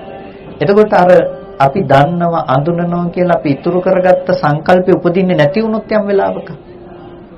එතකොට මොකද වෙන්නේ? එතකොට ආදරේ නැතිලා නෙමෙයි ආදරය කරන්න තැනක් නැති වෙලා. ආදරේ නැති වෙන්න පුළුවන් කෙනෙකුට ඕනේ නම්. ඒ කියන්නේ පුංචි කාලේ ආදරෙන් හදාගත්ත දරුවෝ සමහර දෙමව්පියන්ට පස්සේ කාලේ පේන්න බැරි වෙන මට්ටමකටපත් වෙන්නේ නැද්ද? එහෙම අවස්ථා ලෝකේ අපිට අහන්න ලැබෙනවනේ. ඇයි දරුකම වෙනස් වෙලාද? නෑ. එහෙනම් පොඩි කාලේ බොරුවට ආදරෙන් ඉඳලාද? නෑනේ. එහෙනම් මොකක්ද වෙලා තියෙන්නේ? සංකල්ප වෙනස් වෙලා. සංකල්ප වෙනස් වෙනකොට අර ඔක්කොම වෙනස්ස පේන්න පටන් අරගෙන. එතකොට අපිට පේනවානේ මේකේ සංකල්පය තුල තමයි ලොකුම කාර්යභාරය සිද්ධ කරන්නේ කියලා. එතකොට දැන් යම් කිසි කෙනෙකුට පුළුවන්කම තියනවා නම් අර විදිහට ඇලීම සහ ගැටීම කියන දේ පතිත නොවන විදිහට අර නිමිති ටික අයින් කරලා දාගන්න, අර ඉතුරු කරගත්ත ටික නැති කරලා දාන්න පුළුවන්කම තියනවා නම් අර එයහා සමග නැති වෙන්න පුළුවන් නම් දැකපු රූපය හා සමග ඔබ නැත්තම්, ඔබ රූපය හා සමග නැත්තම් නතේන කියලා කිව්වේ ඒක. එතකොට නතේන කියන බව හම්බ වෙනවා නම් ඕගොල්ලන්ට විඳින්න නතත් ලෝකයක් හම්බ වෙන්නේ නැහැ. අපිට විඳින්න ඊට පස්සේ පිහිටා සිටීම සඳහා ලෝකයක් හම්බ වෙන්නේ නැහැ. එතකොට ඒ ලෝකයක් හම්බ නොවන මට්ටම තමයි බුදුරජාණන් වහන්සේ දේශනා කරන වැදගත්ම තැනක් බවට පත් වෙන්නේ. එතකොට යම් කිසි තැනක පිහිටා සිටීමක් නැත්නම් අපිට ලෝකයේ ආයේ වෙමි කියලා පණවන්න තැනක්, හංගින්න තැනක්, කල්පනා කරන්න කිසිම තැනක් නැවත ආය හම්බ වෙන්නේ නැහැ. ඒ නිසා අපිට ඒ ඥාන දර්ශනය ගෙනල්ලා දෙන්න පුළුවන් තැන තමයි අර ස්පර්ශ නිරෝධය කියන දේෙන් අපිට ගෙනල්ලා දීලා තියෙන්නේ. ඒ කියන්නේ හටගෙන නිරුද්ධ වෙන වර්තමාන ධර්මයේ පිළිබඳව ප්‍රඥාව නුවණ පැවැත්වීම. එතකොට ඒ නුවණ පවත්වනකොට අපිට පේනවා අතීතේ කිසිම අංගයක් මෙතන පේන්නේ නැහැ. මේක අතීතේ ඉඳලා ආපු දෙයක් නෙමෙයි. ඒ වගේම මෙතන තිබිලා අනාගතයට යන දෙයක්ුත් නෙමෙයි. පච්චුප්පන්නං චේදම් මේ තත්ත විපස්සති වර්තමානෝන යම් ධර්මයක් තියෙනවා නම් හටගෙන නිරුද්ධ වෙන මේ ධර්මයක් හැටියටම පේනවා. හැබැයි ඕක එක මොහොතකට හරි අතීතේ තිබුණ බව ඔබට පේනවා නම් ඔබට තියෙන දේ අනිවාර්යයෙන්ම අනාගතයට පැවැත්මක් තියෙනවා. ඔබට අතීතේ පෙනුන දේ හොඳ නම් හොඳ දෙයක් විදිහට ඔබට තියෙනවා. අතීතේ පෙනුන දේ නරක නම් නරක දෙයක් විදිහට ඔබට අනාගතයට ඒගෙන්ට ඇලීම සහ ගැටීම කියන දේ නිකම්ම නිර්මාණය වෙලා තියෙනවා. ඒ නිසා අපිට අද මේ ස්පර්ශ නිරෝධය සාක්ෂාත් කරන්නට ඕනේ නම් එමත් නැතිනම් ස්පර්ශ නිරෝධය සාක්ෂාත් කොට ලබන නිර්වාණය සාක්ෂාත් කරන්නට ඕනේ නම් මේ සූත්‍රයට අනුව ගත්තොත් ප්‍රඥාවෙන් ස්පර්ශ නිරෝධය දැකලා මැද නොඇලී සිටින්නට ඕනේ නම් අපිට දකින්න වෙනවා මෙන්න මේ කියන අදිවචන සම්පස්සේ සහ පටිඝ සම්පස්සේ තියෙන යථා ස්වභාවය පිළිබඳව අපිට හොඳට නුවණ පවත්වන්න ඕනේ. එතකොට ඒ නුවණ පවත්වනකොට තමයි පින්නතුනේ අපිට පේන්නේ මේ ආයතන හටගෙන ආයතනයන් ඉතුරු නැතුව නැති වෙලා යනවා කියන බව අපිට දකින්න පුළුවන්කම තියෙන්නේ. අන්න ඒ දැක්ම නිසා, ඒ දර්ශනය නිසා ජීවිතේට දුක ගේන්න පුළුවන් පැත්ත ආවරණය කරන්න පුළුවන්කම තියෙනවා. ඒ නිසා තමයි එබඳු පුද්ගලයාට බුදුරජාණන් වහන්සේ තම් බ්‍රෝමි මහා පුරුෂෝති මේ විදිහට පත් කළ කෙනාට තමයි මහා පුරුෂයා කියලා කියන්නේ. ඒ මහා පුරුෂයා කියලා කියන්නේ හේතුව අර මහා විශාල දුක්ඛඛන්දයක් තිබුණා නම් ඒ හුදු සියලුම දුක් රස පසකින් තබල ලෝකයෙන් මිදුණ කෙනෙක් බවට පත් වෙලා. දැන් එයා ලෝකේ තියෙනකොට ලෝකේ තියාගෙන ලෝකෙන් අයින් වෙලා ඉන්න කෙනෙක් එහෙම නෙමෙයි. ලෝකේ තියෙනකොට හොඳ නරක සහිත ලෝකේ තියෙනකොට වටිනකම් නොවටිනකම් තියෙන ලෝකේ තියෙනකොට ලෝකෙන් අයින් වෙලා ඉන්න කෙනෙක් නෙමෙයි. එයා ලෝකේ හම්බ වෙන්නේ නැති කෙනෙක් බවට පත් වෙලා. එතකොට එයාට තමන්ව ගොඩනගෙන්නේ නැති දෙයක් බවට පත් වෙලා. හැබැයි එයාට වර්තමාන වුණ ධර්මයක් හටගෙන ඉතුරු නැතුව නැති වෙනවා කියන දේ දකින්න පුළුවන්කම තියෙනවා. කොටිම කියනවා නම් ජරා මරණ දුකෙන් මිදිලා ජරා මරණ ධර්මය සාක්ෂාත් කළා. ඒ කියන්නේ ජරා මරණ දුකක් අපිට එන්නේ ඇයි? ජරා මරණ දුකක් එන්නේ ජීවිතේට අපි අර අතීතයත් එක්ක එකතු කරලා ගත්තට පස්සේ හොඳ දේවල් නැති වෙලා යනකොට නරක දේවල් ලැබෙනකොට දැන් අපිට දුකයි. අපි වටිනකම් සහිත ලෝකයක් හදාගෙන තියෙනවා. හැබැයි මේ ජරා මරණ කියන දුක විඳින මේ කෙලෙස් අයින් කරගන්නකොට අපිට මොකද වෙන්නේ? අපිට පේනවා ධර්මතා ටිකක හට ගැනීම සහ ධර්මතා ටිකක වැයවීම කියන එක. ඒක ජරා මරණ ධර්මයක්. හැබැයි ජරා මරණ දුක නැහැ. ඒ නිසා රහතන් වහන්සේලාට කවදාවත් මැරෙන්න බයක් කියලා එකක් ඇත්තේ නැහැ. 아무තෙන් මට ගොඩ ගාලා ජීවත් වෙන්න ඕන කියලා හැඟීමක් ඇත්තේ නැහැ. එතකොට මේ දෙකෙන්ම මිදුණු තැනක්. මොකද කාලය අපේක්ෂා කරනවා කියලා කියන එකට. ඒ කියන්නේ මේ ස්කන්ධ ධර්මයන්ගේ හට ගැනීම සහ ස්කන්ධ ධර්මයන්ගේ වැයවීම කියන දේ සාක්ෂාත් කරන කෙනෙක් බවට පත් වෙලා තියෙනවා. එතකොට මෙන්න මේ විදිහට මේ මධ්‍ය පිළිබඳව හොයන කෙනෙකුට මැද පිළිබඳව හොයන කෙනෙකුට මැද නොතැවරී ඉන්නේ කොහොමද කියන මේ දැනුම මේ දැක්ම තමයි එයාගේ ජීවිතේට වැදගත්ම දේ බවට පත් වෙන්නේ. ඒ කියන්නේ අන්ත දෙක අතහැරලා දාලා මැද නොතැවරී ඉන්න කෙනෙක් බවට පත් වෙනකොට. ඒ නිසා හැම වෙලාවකදීම අර අත්තකිලමතාන යෝගයේ සහ කාමසුකල්ලිකාන යෝගයේ කියන අන්ත දෙක අතහැරලා මධ්‍යම ප්‍රතිපදාව සේවනය කරනවා කියන න්‍යාය ටග්ගාලා මේ වගේ කාරණාවලට අවශෝෂණය නොකළ යුතුයි. මේ කිව්වේ මැදක රැඳිලා ඉන්න කියලා නෙමෙයි. මැද නුවණින් දැකලා මැද නොඇලී ඉන්න එකක් ගැන. මැද නොඇලී ඉන්න එකක් ගැන තමයි මේ කතා කරන්නේ. එතකොට දැන් වෙනස් පරයයකින් තව හාමුදුරු කෙනෙක් ඒ හාමුදුරන්ට වැටහෙන කතාවක් එතනදී කිව්වා. මොකද්ද ඒ කිව්වේ? දෙවෙනි කාරණාව අතීතයේ එක්කන්තයක් කිව්වා, අනාගතයේ එක්කන්තයක් කිව්වා, වර්තමානයේ මැදයි කියලා කිව්වා. මොකද්ද අතීතයේ එක්කන්තයක් කියලා කිව්වේ? හරි ලේසියෙන්ම අපි කතා කරපු දැක්මම තමයි එතෙන්ටත් අපිට දාන්න තියෙන්නේ. අතීතයේ එක්කන්තයක්. අතීතය අනුව ඔබ යම් තාක් දුරට කල්පනා කරන්න නිමිති තියෙන ලෝකයක් ගැන තියෙනවා නම් ඒක එක කෙලවරක්. ඔබ හදාගත්ත ලෝකේ තියෙන එක අතීත කෙලවරක්. ඒ අතීත කෙලවර අනුව තමයි ඔබ තීරණය කරන්නේ අනාගතයට විඳින්න පුළුවන් දේවල් ගැන. ඒ කියන්නේ ඔබ ආපු ගෙදරට අද යන්නේ ආපහු නැවත. ඒ ගෙදර ඉඳලා මෙතෙන්ට ආවා කියන එක ඔබ ළඟ තියෙනවා. ඒ ගෙදර එහෙ තියෙනවා කියලා තියෙනවා. තියෙන නිසා ඒ ගෙදර විඳින්න, ඒ ගෙදර බලන්න ඔබ නැවත යන්න පුළුවන්කම තියෙනවා. ප්‍රතිසන්දියත් ඔයිට වැඩි වෙනසක් නැහැනේ. ඔබට අවසාන මොහොතේ කර්ම නිමිත්තක්, ගති නිමිත්තක් සිහිපත් වෙනවා. කළ දෙයක් ඒ කරපු ලෝකයේ තියෙනවා. ඊට අනුරූපව ඔබ ඒතන විඳින්න පුළුවන් ප්‍රතිසන්දියක් පිණිස යනවම තමයි. හේතු ටික අනුව හොඳද නරකද කියලා තීරණය වෙනවා. කුසල හේතුද අකුසල හේතුද කියන තැනක. එතකොට දන් දුන්න දෙයක් සිහිපත් වුණොත් එහෙම දන් දීම කියන කාරණාව ඇතුලේ ඔබ රැස් කරලා තියෙන්නේ ලැබීමට ඇති කැමැත්ත ඔබ ලබන්න පුළුවන් තැනකට ඒ විදිහේ දේවල් ලබන්න පුළුවන් කාම ධාතුවක් ඇසුරු කරගෙන අලෝභය සම්මෝහ කියන කුසල හේතු ඇති කරගත්ත නිසා ඒ තැනකට ප්‍රතිසන්දි වශයෙන් යනවා. ඒ වගේම අහේතුක දෙයක් යෙදුනොත් ඒ කියන්නේ අකුසල හේතු ටිකක් එතන යෙදුනොත් එහෙනම් මොකද වෙන්නේ? එතකොට දුගතියකට යන්න පුළුවන් ටික සකස් වෙනවා. එතකොට ගෙදරකට හරි තණ්හාවෙන් හිටපු එකක් අවසාන වශයෙන් සිහිපත් වුණොත් ඒ ගෙදර විඳින්න පුළුවන් තැනකට යනවා. හැබැයි හොඳ හේතු නෙමෙයි ආවේ නරක හේතු ටිකක්. එතකොට පෙරේත එක්කත් වෙලා උපදින්න පුළුවන්කම තියෙනවා. ගෙදර හොඳට විඳින්න පුළුවන් තැනකට. එතකොට මේ විදිහට ලෝකේ දැන් අපි ලෝකේ නිර්මාණය කරගෙන යන්නේත් ඒ විදිහටම තමයි. අපි අනාගත භවය සකස් කරන්නේ අපි අතීත සංකල්පයන්ට අනුව. ඒක මේ එක්ෂණික මොහොතේ ඉඳලා අනාගතයට භවය දක්වාම අපිට කතා කරන්න පුළුවන්කම තියෙනවා. මේ මොහොතේ අපි තීරණය කරන්නේ අතීතෙදි ගත්ත අරමුණ. මේ මොකද්ද කියලා අහුවොත් මේක වටාපත කියනවා ඔයගොල්ලෝ. ඇයි වටාපත කියන්නේ? මේ අනුරූපව ඔයගොල්ලෝ ගත්ත සියලුම නිමිති ටික වටාපත කියලා ඔයගොල්ලන්ට තියෙන නිසා ඔයගොල්ලෝ එක මොහොතකටවත් හිතෙන්නේ වර්තමාන වර්ණ සටහන හටගෙන ඉතුරු නැතුව නැති වෙන තැනක දැනගත්ත දේ පමණයි වටාපත කියලා පේන්නේ නැහැ. ආයතන දෙකේම අර්ථය එකක් විදිහට පේනවා. මේ දෙකම එකම වටාපත තමයි මේ තියෙන්නේ කියලා.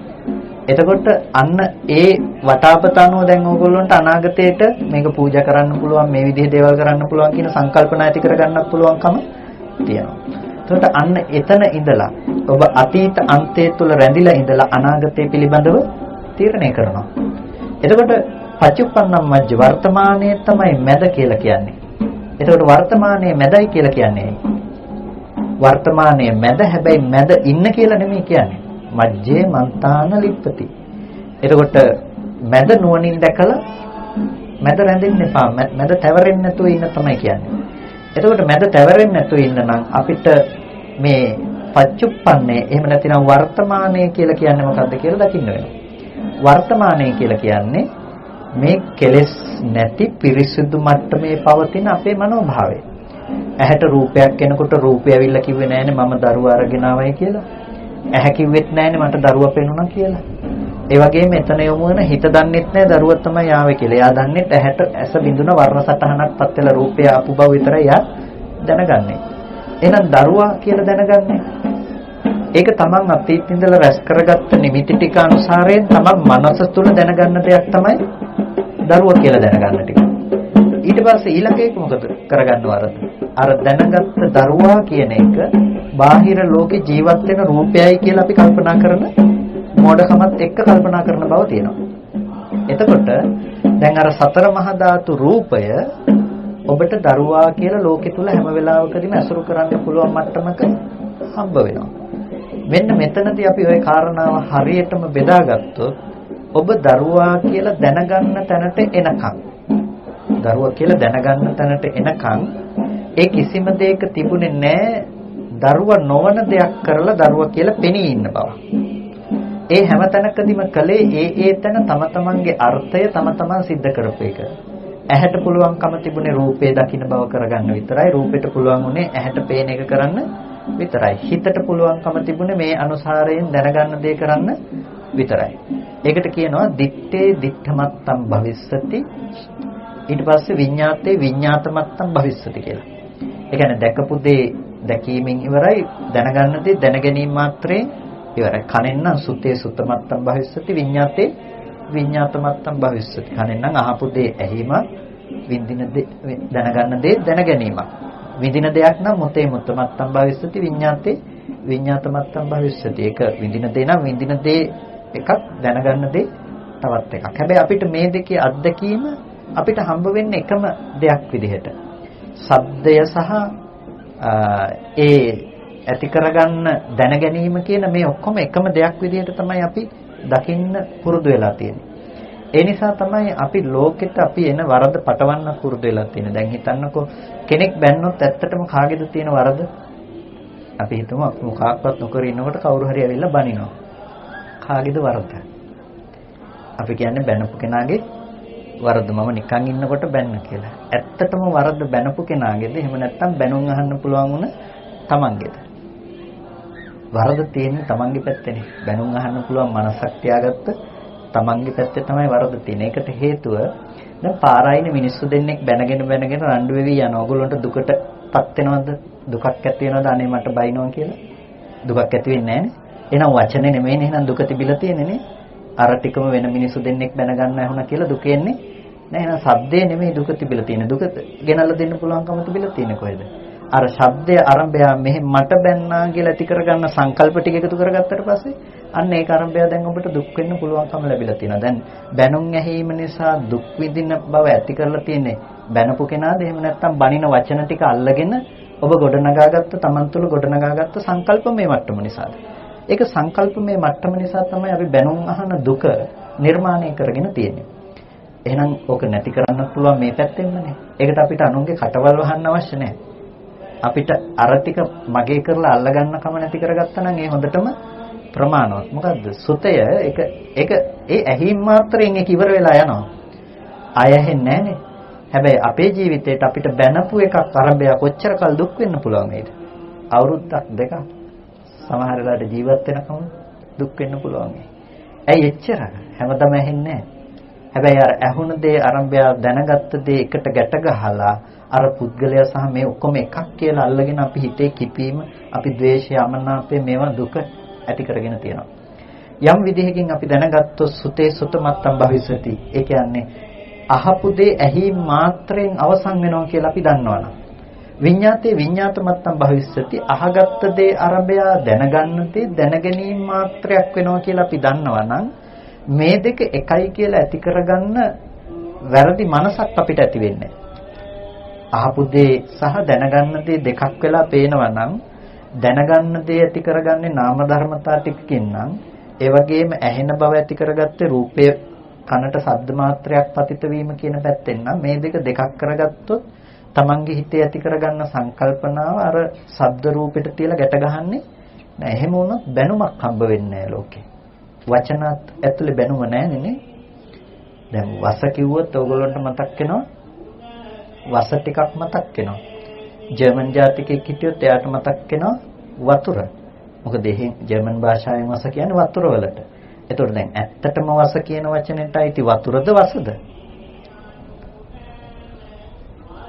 ඔය එකක්වත් අයිති නැහනේ. ඒක ශබ්ද මාත්‍රයක් විතරයි. ඒකට ශබ්ද මාත්‍රය අනුව කෙනකෙනා සංකල්පමය වශයෙන් බාහිර තියනවා කියලා ගොඩනගාගෙන එකට ගැට ගහගත්ත දේ අනුරූප කරගෙන තමයි කෙනකෙනා දැනගන්නේ, කෙනකෙනා විඳින්නේ.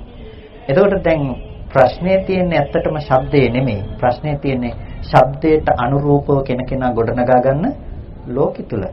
ඉතින් බැනුම් අහන්න දුක් වෙන්න පුළුවන්කම තියෙන්නේ ඒ අනුව මිසක වෙනත් දෙයක් අනුව නම් නෙමෙයි.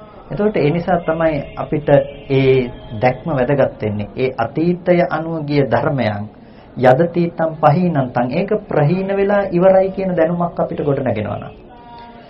එතකොට ඒක ආය කවදාවත් අපිට වර්තමානයේ තුල පේන්නේ හෝ අනාගතයට දකින්න පුළුවන් කියන සංකල්පනාවට ඉඩ නැහැ. අනාගතය පිළිබඳව අපිට දැනුමක් ගොඩනගන්න පුළුවන් කමක් නැහැ. අතීතේ ප්‍රහීනයි කියලා දන්නවනම්. අන්න ඒ නිසා තමයි අනිත්‍ය කියන සංකල්පය වැඩිපුරම භාවිත කරන්නේ. මේ ශාසනය තුල අනිත්‍යයි කියන ධර්මය ගොඩනගන්නෙම අන්න ඔතන ඉඳලා. ඒ යමක් අනිත්‍ය නම් ඒ අනිත්‍ය දේ ආයෙ තියෙන්න පුළුවන් කමක් නැත්තේ නෑ. උදේවැය අර්ථයෙන් අනිත්‍යයි කියලා කියන්නේ හටගෙන නැති වෙනකම නිසා. එතකොට හටගෙන ඉතුරු නැතුව නැති වෙන දෙයක් නම් හටගෙන ඉතුරු නැතුව නැති වෙන දේ ආය අනාගතයට තියනවා කියන්න පුළුවන් කමක් නැත්තේ නැහැ. ඒක ආය බලාපොරොත්තු වෙන්න පුළුවන් කමක් නැහැ. මේ අනිත්‍ය කියන වචනය ඇතුලේ අපි කතා කරන්නේ මහා ලොකු ගැඹුරු අර්ථයක්. ඒ කියන්නේ සාමාන්‍යයෙන් අපි ලෝකෙ තුල පාවිච්චි කරන මේ මල් අනිත්‍යයි, මේ මේස අනිත්‍යයි, මේ කය අනිත්‍යයි, ඔය නැති වෙලා යනවා කියන තැනින් නෙමෙයි මේ අනිත්‍ය කියන දේ මේ කතා කරන්නේ. මේ කතා කරන්නේ දැන් ඇහැ, රූප, චක්කු විඥාන කියන මේ තුන් දෙනාගේ එකතුව නිසා හටගත්ත මේ තුන් දෙනා ඉතුරු නැතුව නැති වෙනවා කියන තැන. ඒ කියන්නේ බුදුරජාණන් වහන්සේ අහන්නේ මහණෙනි ජේතවනාරාමේ නිට්ටයද අනිත්‍යද, ගස්ගල් නිට්ටයද අනිත්‍යද, මල් නිට්ටයද අනිත්‍යද කියලා නෙමෙයි අහන්නේ. වික්ෂුන් වහන්සේලාගෙන් කොහොමද අහන්නේ? චක්කුන් නිච්ඡං වා නිච්ඡං. මහන්නේ අස නිට්ටයද අනිත්‍යද, රූප නිට්ටයද අනිත්‍යද, චක්කු විඥානං නිච්ඡං වා නිච්ඡං. චක්කු විඥානේ නිට්ටයද අනිත්‍යද මෙහෙම අහන්නේ. කන අනිත්‍යද, ශබ්දය අනිත්‍යද, සෝත විඥානය අනිත්‍යද? අනිත්‍ය කියන දේ නිවන් දැකීම සඳහා පෙන්වලා දෙනකොට ගොඩනගන්නේ මෙන්න මේ දැක්ම අනුසාරයෙන්. එතකොට අපිට පේනවා මේ ඇති දෙයක නැති වෙන බව නෙමෙයි මේ නිවන් දකින්න කතා කරන අනිත්‍ය. මේ තියෙන දෙයක් මේ තිබිලා හිමීට හිමීට නැති වෙලා යනවා කියන දේ නෙමෙයි මේ ගොඩනගන අනිත්‍ය. එහෙනම් මේ ගොඩනගන අනිත්‍ය මොකද්ද? මේ ගොඩනගන අනිත්‍ය තමයි හේතු ටික ඇතිකල්ලි හටගත්ත ධර්මය. හේතු ටික නැති වෙනකොට නැති වෙලා යනවා. ඉතින් ආයතන 6ටම ඕක පොදු කරලා බලන්නකෝ පින්නතුනේ. දැන් ඇහැට පෙනුණු රූපය ඉතුරු නැතුව නැති වෙලා නම් පෙර නොතිබීම හටගෙන ඒ රූපය ඔබට නැවත කවදාවත් දකින්න බෑනේ. ඒක කවදාවත් දකින්න බෑ. එහෙනම් කොහොමද ඔබ දැකපු ගෙදර ආපහු ගිහිල්ලා දකින්නේ?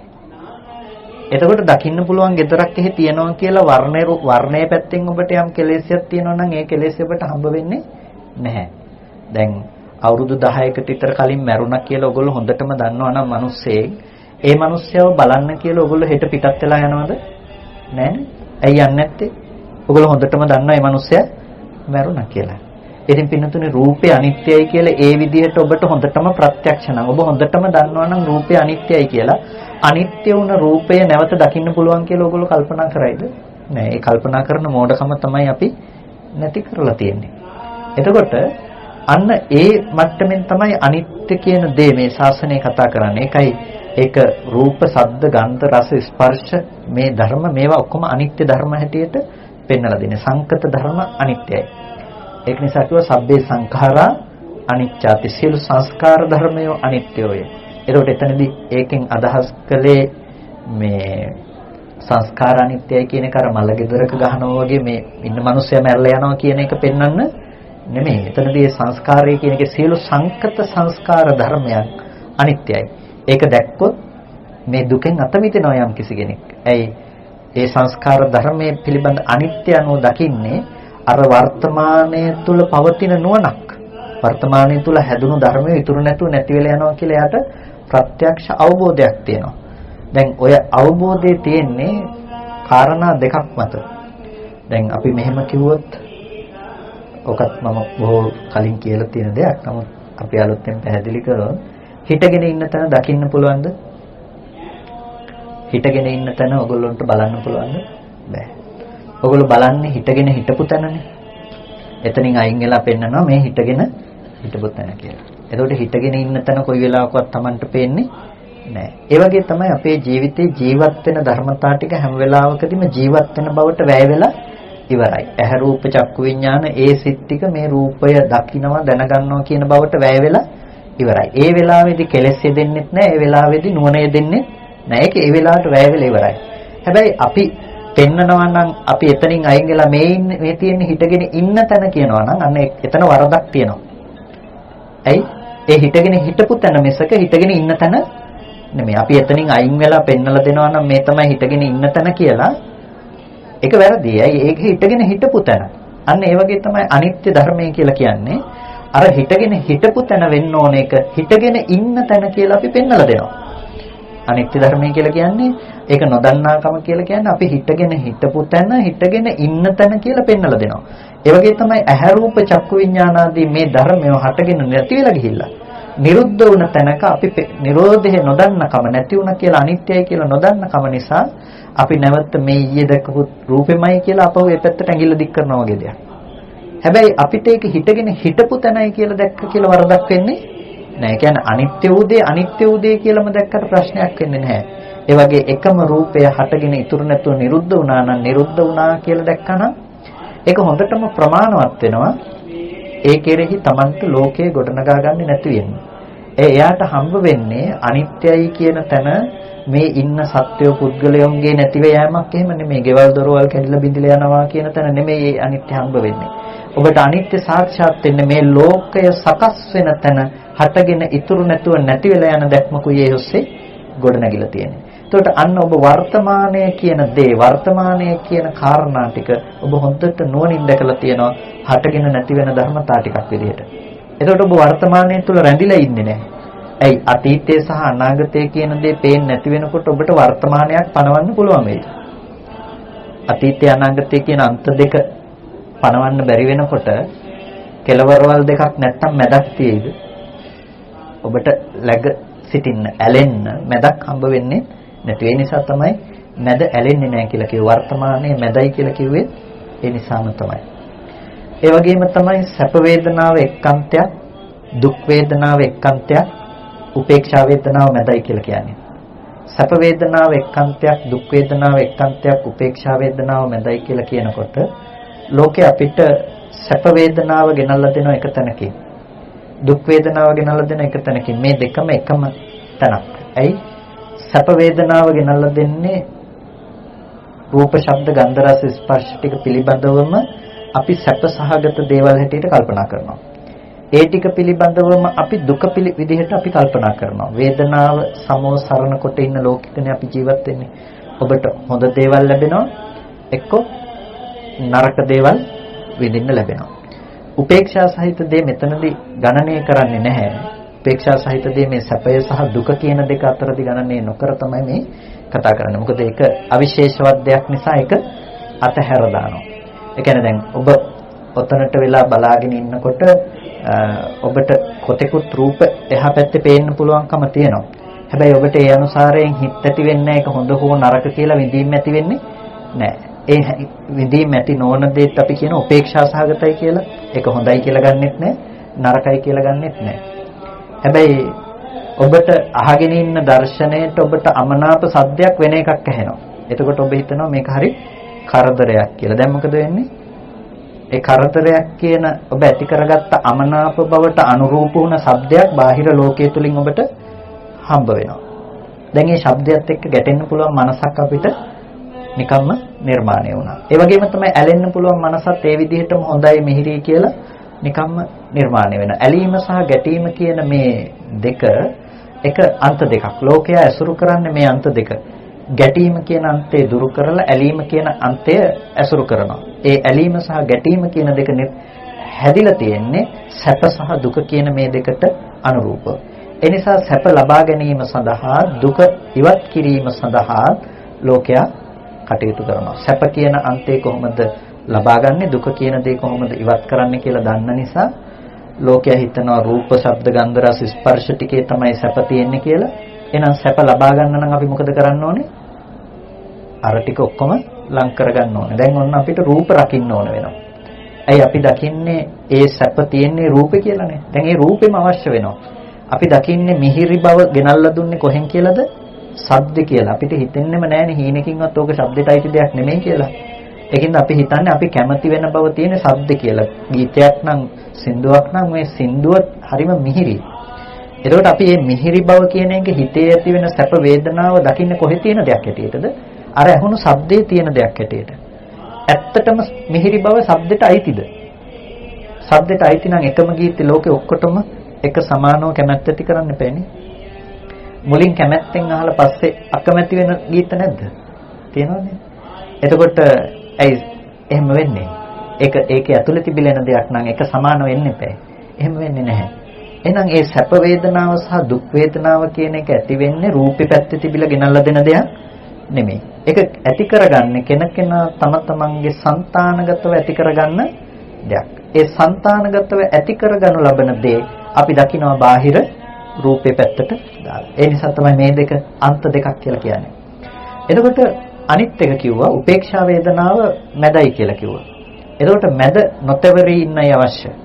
ඒ මැද කියලා කිව්වේ අපි අර කතා කරපු පරයයෙන්ම තමයි. ටිකක් ගැඹුරු වගේ වුණත් ඒ කතා කරපු පරයයෙන්ම තමයි මැද කියන තැන උපේක්ෂා වේදනාව කියලා කිව්වේ.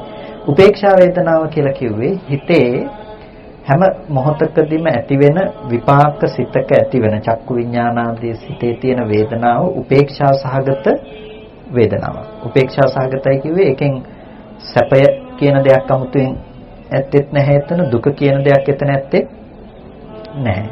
එතකොට ඒක හුදු උපේක්ෂා සිතක් විතරයි. උපේක්ෂා සහගත වේදනාවක් විතරයි එතන තියෙන්නේ. එතකොට ඒ බඳු ධර්මයන් පිළිබඳව උපේක්ෂාව මැදයි කියලා දකින්න කෙනාට ඒකේ නොතවරී එතනින් මිදෙන්න පුළුවන්කම තියෙනවා. එතකොට එතන එයාට ගෙනල්ලා දෙන නුවණ වෙන්නේ අර ධර්මතා ටික විශේෂෙහි පවත්වන නුවණක්. ධර්මතා ටික ගැන පවත්වන නුවණක්.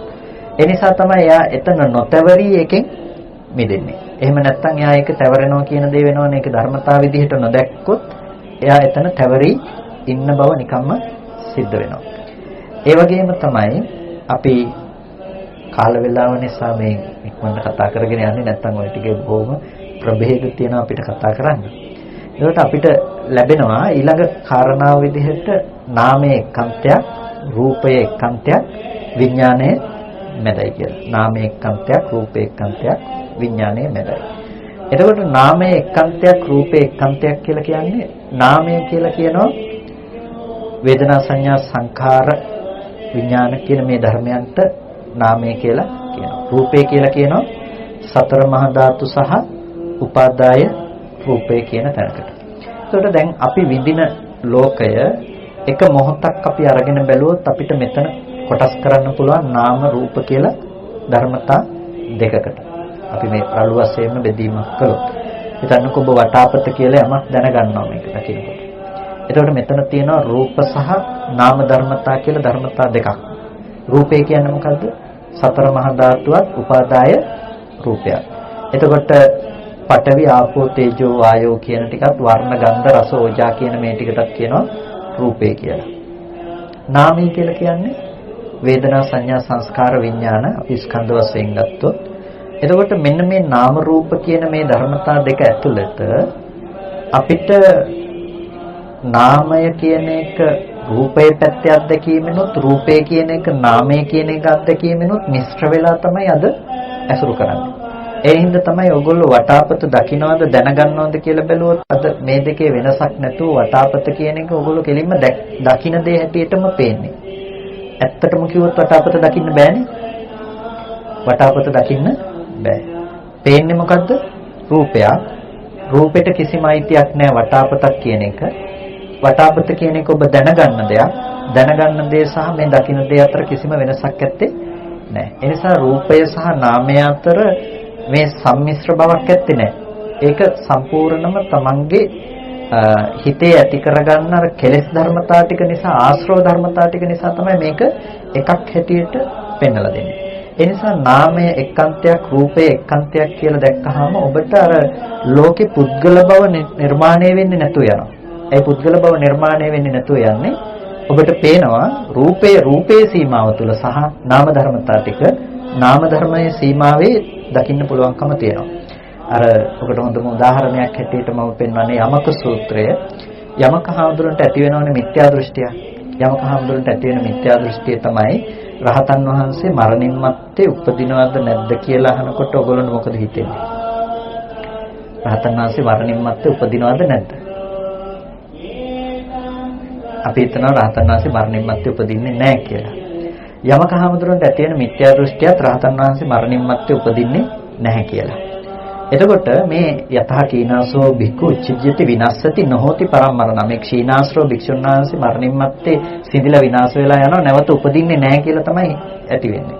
මේක දුරු කරන්න ගොඩාක් හාමුදුරු කරුණු කියනවා, පිළිගන්නේ නැහැ. සරියුත්තර වහන්සේත් ඇවිල්ලා කරුණු පැහැදිලි කරනවා. ඉතින් යමක හාමුදුරු කියනවා මේ රහතන් වහන්සේ උපදින්න විදිහක් නැහැනේ මරණින් මත්තේ කියලා. ඊට පස්සේ සරියුත්තර වහන්සේ විවිධ පරයයන්ගෙන් කාරණා පැහැදිලි කරනවා. එතනදී අහනවා හොඳයි යමක් මෙහෙම කියන්නකෝ රූපය රහත්ද? රූපේ රහත්ද? රූපේ රහත් නැහැ. එහෙනම් වේදනාව රහත්ද? වේදනාව රහත් නැහැ. සංඥාව රහත්ද? නෑ සංඥාව රහත් නෑ. සංස්කාරය රහත් දෙනවා. නෑ සංස්කාරය රහත් නෑ. විඥානේ නෑ විඥානේ රහතුත් නෑ. එහෙනම් මේ ටික නැතුව රහත්කම වෙනම තිබ්බද? නෑ. එහෙනම් මේ පහ රහත්ද? නෑ මේ පහ රහතුත් නෑ. එහෙනම් මේකෙන් එකකුත් රහත් නෑ, මේ පහම රහතුත් නෑ, මේ පහෙන් තොරව රහත්කම තිබ්බේ රහතන් වහන්සේ හිටියේ නෑ. එහෙනම් දැන් ඔය මොන රහතන් වහන්සේද මරණින් මත්තේ නෑ කියලා කියන්නේ? මොන රහතන් වහන්සේද මරණින් මත්තේ නෑ කියලා කියන්නේ? හොඳයි ඔබ රහතන් වහන්සේ කියන එක පොඩ්ඩකට පසකින් තබලා ඔබ ලෝකෙ තුල ජීවත් වෙනවා කියලා හිතන කෙනෙක් ගන්නකො දරුවා කියන එක. දරුවා කියන්නේ රූපෙද? රූපේ දරුවා නම් ඒ රූපේ දකින්න හැමෝටම මේක දරුවා වෙන්න එපා. රූපේ දරුවා නෙමෙයි. එහෙනම් ඔබ හිතේ විඳිනකම දරුවද? එහෙනම් දරුවා ඔබට විතරනේ. නැතිනම් ඒ වේදනාව ස්කන්ධයක් වුණොත් මේක දරුවා වෙන්න නැහැ. එහෙනම් සංඥාව නැහැ. සංස්කාරය හිතනකම දැනගන්නකම නැහැ. එහෙනම් මේ ටික නැතුව දරුවා ඉන්නවද? නැහැ. මේ ටික දරුවත් නෙමෙයි. එතකොට දරුවා නොවන ධර්මතා ටිකක් ඇසුරු කරගෙන අපි දරුවා කියලා හදාගෙන විඳලා තියෙනවා. මෙන්න මේකට තමයි කියන්නේ මේ නාමය එක්කන්තයක් රූපේ එක්කන්තයක් කියලා දැකලා අපිට විඥානයේ මැදයි කියලා විඥානයේ කියන කාරණාව දකින්න කියලා. එතකොට මේ නාමය එක්කන්තයක් රූපේ එක්කන්තයක් කියලා කිව්වේ නාමය කියන එක පැත්තකින් තමාගේ කාර්යභාරය සිද්ධ කරනකොට ඒට මිශ්‍ර නොවි රූපය කියන එක එයාගේ කාර්යභාරය සිද්ධ කරලා තියෙනවා. එතකොට රූපය සහ නාමය වැය වුණු තැනක අපිට දරුවා කියලා අපි මේ දෙකම එකතු කරලා එකක් විඳලා තියෙනවා. හැබැයි මේ එකතුව අපි හදන මේ වින්දනය නැතිනම් මේ එකතුව මේ එකකටවත් අයිති දෙයක් එහෙම නෙමෙයි. මේ එකකටවත් අයිතිව පෙන්වන්න පුළුවන් කමක් නැත්තේ නෑ. මේක තියෙන්නේ Nirodha කියන දේ ප්‍රත්‍යක්ෂ නොකරන කම මත මිසක වෙනත් දෙයක් නිසා නෙමෙයි. මේ හටගත්තු ධර්මයේ ඉතුරු නැතුව නැති වෙනවා කියලා නොදන්න කම නිසා මිසක දරුවා කියලා එළියේ ජීවත් වෙනකම හම්බ වෙලා තින්නේ වෙනත් දෙයක් නිසා නෙමෙයි. ඒකට අපිට පුළුවන්කම තියනවා නම් විඥාන මජ්ජ කියලා කියප එක දකින්න. ඒ කියන්නේ විඥානයේ මැදයි කියලා කිව්වේ මෙතනදී දැන් නාමයේ එක්කන්තයක් රූපයේ එක්කන්තයක් විඥානයේ මැදයි කියන තැනදී විඥානය කියන තැනින් අදහස් කරන්නේ අර විපාක විඥානය කියන දේ. අර ඔක බෙදා නොගත්තොත් හරි ලොකු අවුලකටපත් වෙනවා. ඒ නාමයේ එක්කන්තයක් රූපයේ එක්කන්තයක් විඥානයේ මැදයි කිව්වහම දැන් මැද ජීවත් වෙන්න කියලා සමහර අය ඔය මජ්ජ සූත්‍රය අර්ථ ගන්නන්න යනවානේ. අන්ත දෙක අතරලා මැද ජීවත් වෙන්න කියලා. ඒකට කොහොමද මැද ජීවත් වෙන්නේ? නාමයේ එක්කන්තයක් රූපයේ එක්කන්තයක් විඥානයේ මැදයි කිව්වොත් එහෙම. මෙතනදී විඥානය කියන එක අර්ථ දක්වන ප්‍රධානම දේ තමයි විඥානය නම් මැද බවටපත් වෙන්නේ මේ විඥානය විපාක විඥානය. විපාක විඥානය කියලා කිව්වේ අර නාම රූප කියන ධර්මතා දෙක හැම වෙලාවකදීම විඥාණයට ප්‍රත්‍ය වෙනවා. විඥාණය නාම රූප ධර්මතා දෙකට ප්‍රත්‍ය වෙනවා. එතකොට මේ විපාක විඥානයේ ලක්ෂණය තමයි නාම රූප ධර්මයන්ට හේතු වෙමින් පවත්වනකම. ඒ වගේම නාම රූපයේ හැකියාව තමයි විඥාණය පිහිටා සිටින්නට හේතුවක් බවට පත් වෙනකම. එතකොට මෙන්න මේ විඥාණය මැදයි කියන එක දැක්කොත් මධ්‍යස්ථ වූ විඥානයේ දකින්න කෙනාට එයාට පේන්නේ විපාක ධර්මතා ටික. ඒ කියන්නේ වෙනත් දෙයක් නෙමෙයි එයාට පේන්නේ විඥානයේ අත්දැකීම. ඒ කියන්නේ පෙර අවිද්‍යා කර්ම නිසා මේ ප්‍රතිසන්දි වශයෙන් බැසගත් විඥානය නාම රූපයට ප්‍රත්‍ය වෙමින් පවතින හැටි. විඥානයේ නාම රූපයටත් නාම රූපයේ විඥාණයටත් ප්‍රත්‍ය වෙනවා කියන තැන තමයි එයාට දකින්න පුළුවන්කම තියෙන්නේ. එක්ෂණික වශයෙන් එයා දකිනවා නම් ආයතනයකට නාම රූප කියලා සකස් වෙන තැන් දෙකක තියෙන මේ ධර්මතාවය පිළිබඳව ඇති කරගත්ත මනසේ ක්‍රියාකාරීත්වය අපි සරල විදිහට මේක අර්ථ ගන්නවත් එහෙම. එතකොට එයාට ලැබෙන්නේ විපාක ධර්මතාවයක්. ඇහැ නිකම්ම හැදුන්නේ නැහනේ. ඇහැ කියන එක නිකම්ම ඉපදුණු දෙයක් නෙමෙයි. රූප කියන එක අපිට දකින්න පුළුවන් බව නිකම්ම හැදිලා තියෙන දෙයක් එහෙම නෙමෙයි. චක්කු ප්‍රසාදයේ උපදවලා තියෙන්නේ යම්කිසි කර්මයක් නිසානේ. ඒ නිසානේ අවිද්‍යාව කර්ම තණ්හා කියන ඒවා හේතුයි කියලා කියන්නේ. එතකොට ඒ කර්මයට අනුරූපව තමයි රූප පේන්නේ. කර්මය වෙනස් වුණොත් රූප පේන එක වෙනස් වෙනවා. ප්‍රසාද වෙනස් වෙන නිසා. ඒ නිසා රූපයේ හැකියාව ඇත්තේ නැහැ. එකකට විතරක් අයිතියක් රූපෙට ඇත්තේ නැහැ. ඒ කියන්නේ මට පේන එක විතරක් හරි කියන්න පුළුවන් කමක් රූපේ ඇත්තේ නැහැ කොයි වෙලාවකවත්. ඒක කෙනකෙනාගේ කර්මයට සාපේක්ෂයි. ලෝකේ වර්ණාන්දතාවයේ තියෙනවනේ නේ. කාට පේන එකද හරිම පේන්නේ. අපි කියයි ඒකේ වැඩිපුර පාට පෙනුනොත් එයාට හරි කියලා. හැබැයි දැන් ත්‍රිසංගත සතෙකුත් අපි දෙවියෙකුත් අරගෙන බැලුවොත් කාට පේන එකද හරිම පෙනීම. අපිට කියන්න පුළුවන් කමක් නැත්තේ නෑ. එතකොට අපිට ප්‍රසාදය වෙනස් වුණොත් පෙනීම වෙනස් වෙලා තියෙනවා. ඒක හදලා තියෙන ප්‍රසාදය අනුව මිසක වෙනත් දෙයක් අනුව නෙමෙයි. ප්‍රසාද රූපේ උපදවන්න කර්මය ඍජුවම සම්බන්ධ වෙනවා. එතකොට අපිට අන්න ඔය දැක්ම ඇති කරගන්නට වෙනවා විඥානයේ මැදයි කියලා අපි දකිනකොට මෙන්න මේ ප්‍රත්‍යයෙන් මේ විඥානය කියන එක නාම රූප ධර්මයේ සැකස්මට ප්‍රත්‍ය වෙනවා කියන මේ දර්ශනය දකින්න වෙනවා. එතකොට නාම රූපේ විඥාණයට ප්‍රත්‍ය වෙනවා කියන මේ දැක්ම අපිට දකින්න වෙනවා. එතකොට නාම රූපේ විඥාණයට විඥානයේ නාම රූපයට ඇති කරගන්න ප්‍රත්‍යභාවය දැකීමෙන් පින්නතුනේ අර ලෝකය තුල අපි සත්පුද්ගල භවකින් දකින දැකීමට ඉඩක් නැති කරලා තියෙනවා. ඉතින් මේක මේ මජ්ජි සූත්‍රය කියන එක හරියට මේ මහා ධර්ම භාණ්ඩාගාරයේ තියෙන සූත්‍රයක්. මොකද මේ කියන පරයයන් විස්තර කරන්න ගියොත් එහෙම මහා විශාල ප්‍රමාණයකින් විස්තර කරන්න තියෙන කාරණාවක්. නාම රූප ධර්ම ගැන කතා කරන්න ගියත් ඒ විදිහටම තමයි. මොකද නාම රූප කියන එක විශේෂයෙන් බෙදා දක්වමින් කතා කරන්න වෙනවා. ඒ වගේම අපි මුලින් කතා කරපු මාතෘකාත් ඒ විදිහටමයි. අපිට ඊට පස්සේ තියෙනවා ආයතනත් සක්කාය ධර්මයන් පිළිබඳව කතා කරන්න. ආධ්‍යාත්මික ආයතන එක්තන්තයක්, බාහිර ආයතන එක්තන්තයක්. ඒකෙත් විඥානයේ මැදයි කියනවා. එතකොට එතන විඥානය සහ නාම රූප දෙක කියපු තැන මැදයි කියපු විඥානය එකක් නෙමෙයි. එතන සහ මෙතන විඥානය කියන එකෙන් අදහස් කරන්නේ විඥානයේ අවස්ථා දෙකක් පිළිබඳව. ඊට පස්සේ සක්කාය සමුදය කියලා කතා කරන තැන වෙනමම ධර්මතා ටිකක්. මේක හාත්පස ගැඹුරටම යන කාරණාවක් කියලා කිව්වේ ඒ හේතුව නිසා. ඉතින් මේකේ න්‍යාය සමූහයක් අපිට දකින්න පුළුවන්කම තියෙනවා. පොදුවේ මේ ටික ඔස්සේ මතක් කරන්න අවශ්‍ය වුණ දේ තමයි අපිට ලෝකයේ තුල අන්තයක් තියෙනවා. ඒ අන්තය තුල තමයි පොදුවේ ගත්තාම ලෝකය ඇසුරු වෙනකම තියෙන්නේ. එතකොට මධ්‍ය පිළිබඳව අවබෝධයෙන් මැද නොතවරී ඉන්න කෙනෙකුට තමයි මැද රැඳෙන්නේ නැතුව ඉන්න කෙනෙකුට තමයි පුළුවන්කම තියෙන්නේ නිවීම කියන දේ අවබෝධ කරගන්න පුළුවන්කම තියෙන්නේ. ඒකෙන් තව විදිහකින් කිව්වොත් ඔබ ලෝකය හදාගන්න හැටි තියෙනවා. ඒ වගේම ලෝකය කියන දේ තියෙනවා. ඒ ලෝකය හදා ගැනීමත් ලෝකය කියන දේ සඳහා වැය වුණු ධර්මතා ටිකක් තියෙනවා. ඒ ධර්මතා ටික ලෝකය නොවි පවතින ධර්මතා ටිකක්. ඒ ධර්මතා ටික ලෝකේ නොවි පවතින ධර්මතා ටිකක්. ඒ ධර්මතා ටික හටගෙන ඉතුරු නැතුව නැති වෙලා යන ටිකක්. ඒ හටගෙන ඉතුරු නැතුව නැති වෙලා යන ධර්මතා ටික අනුසාරයෙන් තමයි ඔබ අතීතේ ඉඳලා ඇසුරු කරන සහ අනාගතයට ඇසුරු කරන ලබන දේවල් ගොඩනගාගෙන මේක පවත්වාගෙන යන්නේ. එහෙනම් ඔබට පුළුවන්කම තියෙනවා මෙන්න මේ මැද කියන තැන. එහෙම නැතිනම් ලෝකය ඇති බව සහ ලෝකය නැති වෙන බව ඔබට ගෙනල්ලා දෙන්න වැය වෙන මේ මධ්‍ය පිළිබඳව දකින්න පුළුවන් නම්. ඒ කියන්නේ ස්කන්ධ ධර්මතා ටික කියලා කිව්වත් මේ ආයතනයන්ගේ හට ගැනීම නිරෝධය කියන කාරණාව කියලා කිව්වත් මේ මොනතනින් මධ්‍ය කියන තැන විපාක ධර්මයේ ඔබට පිරිසිඳ දකින්න පුළුවන් නම් ඔබ අන්ත දෙකෙන් මිදිලා මැද නොතවරී ඉන්න කෙනෙක් බවට පත් වෙනවා.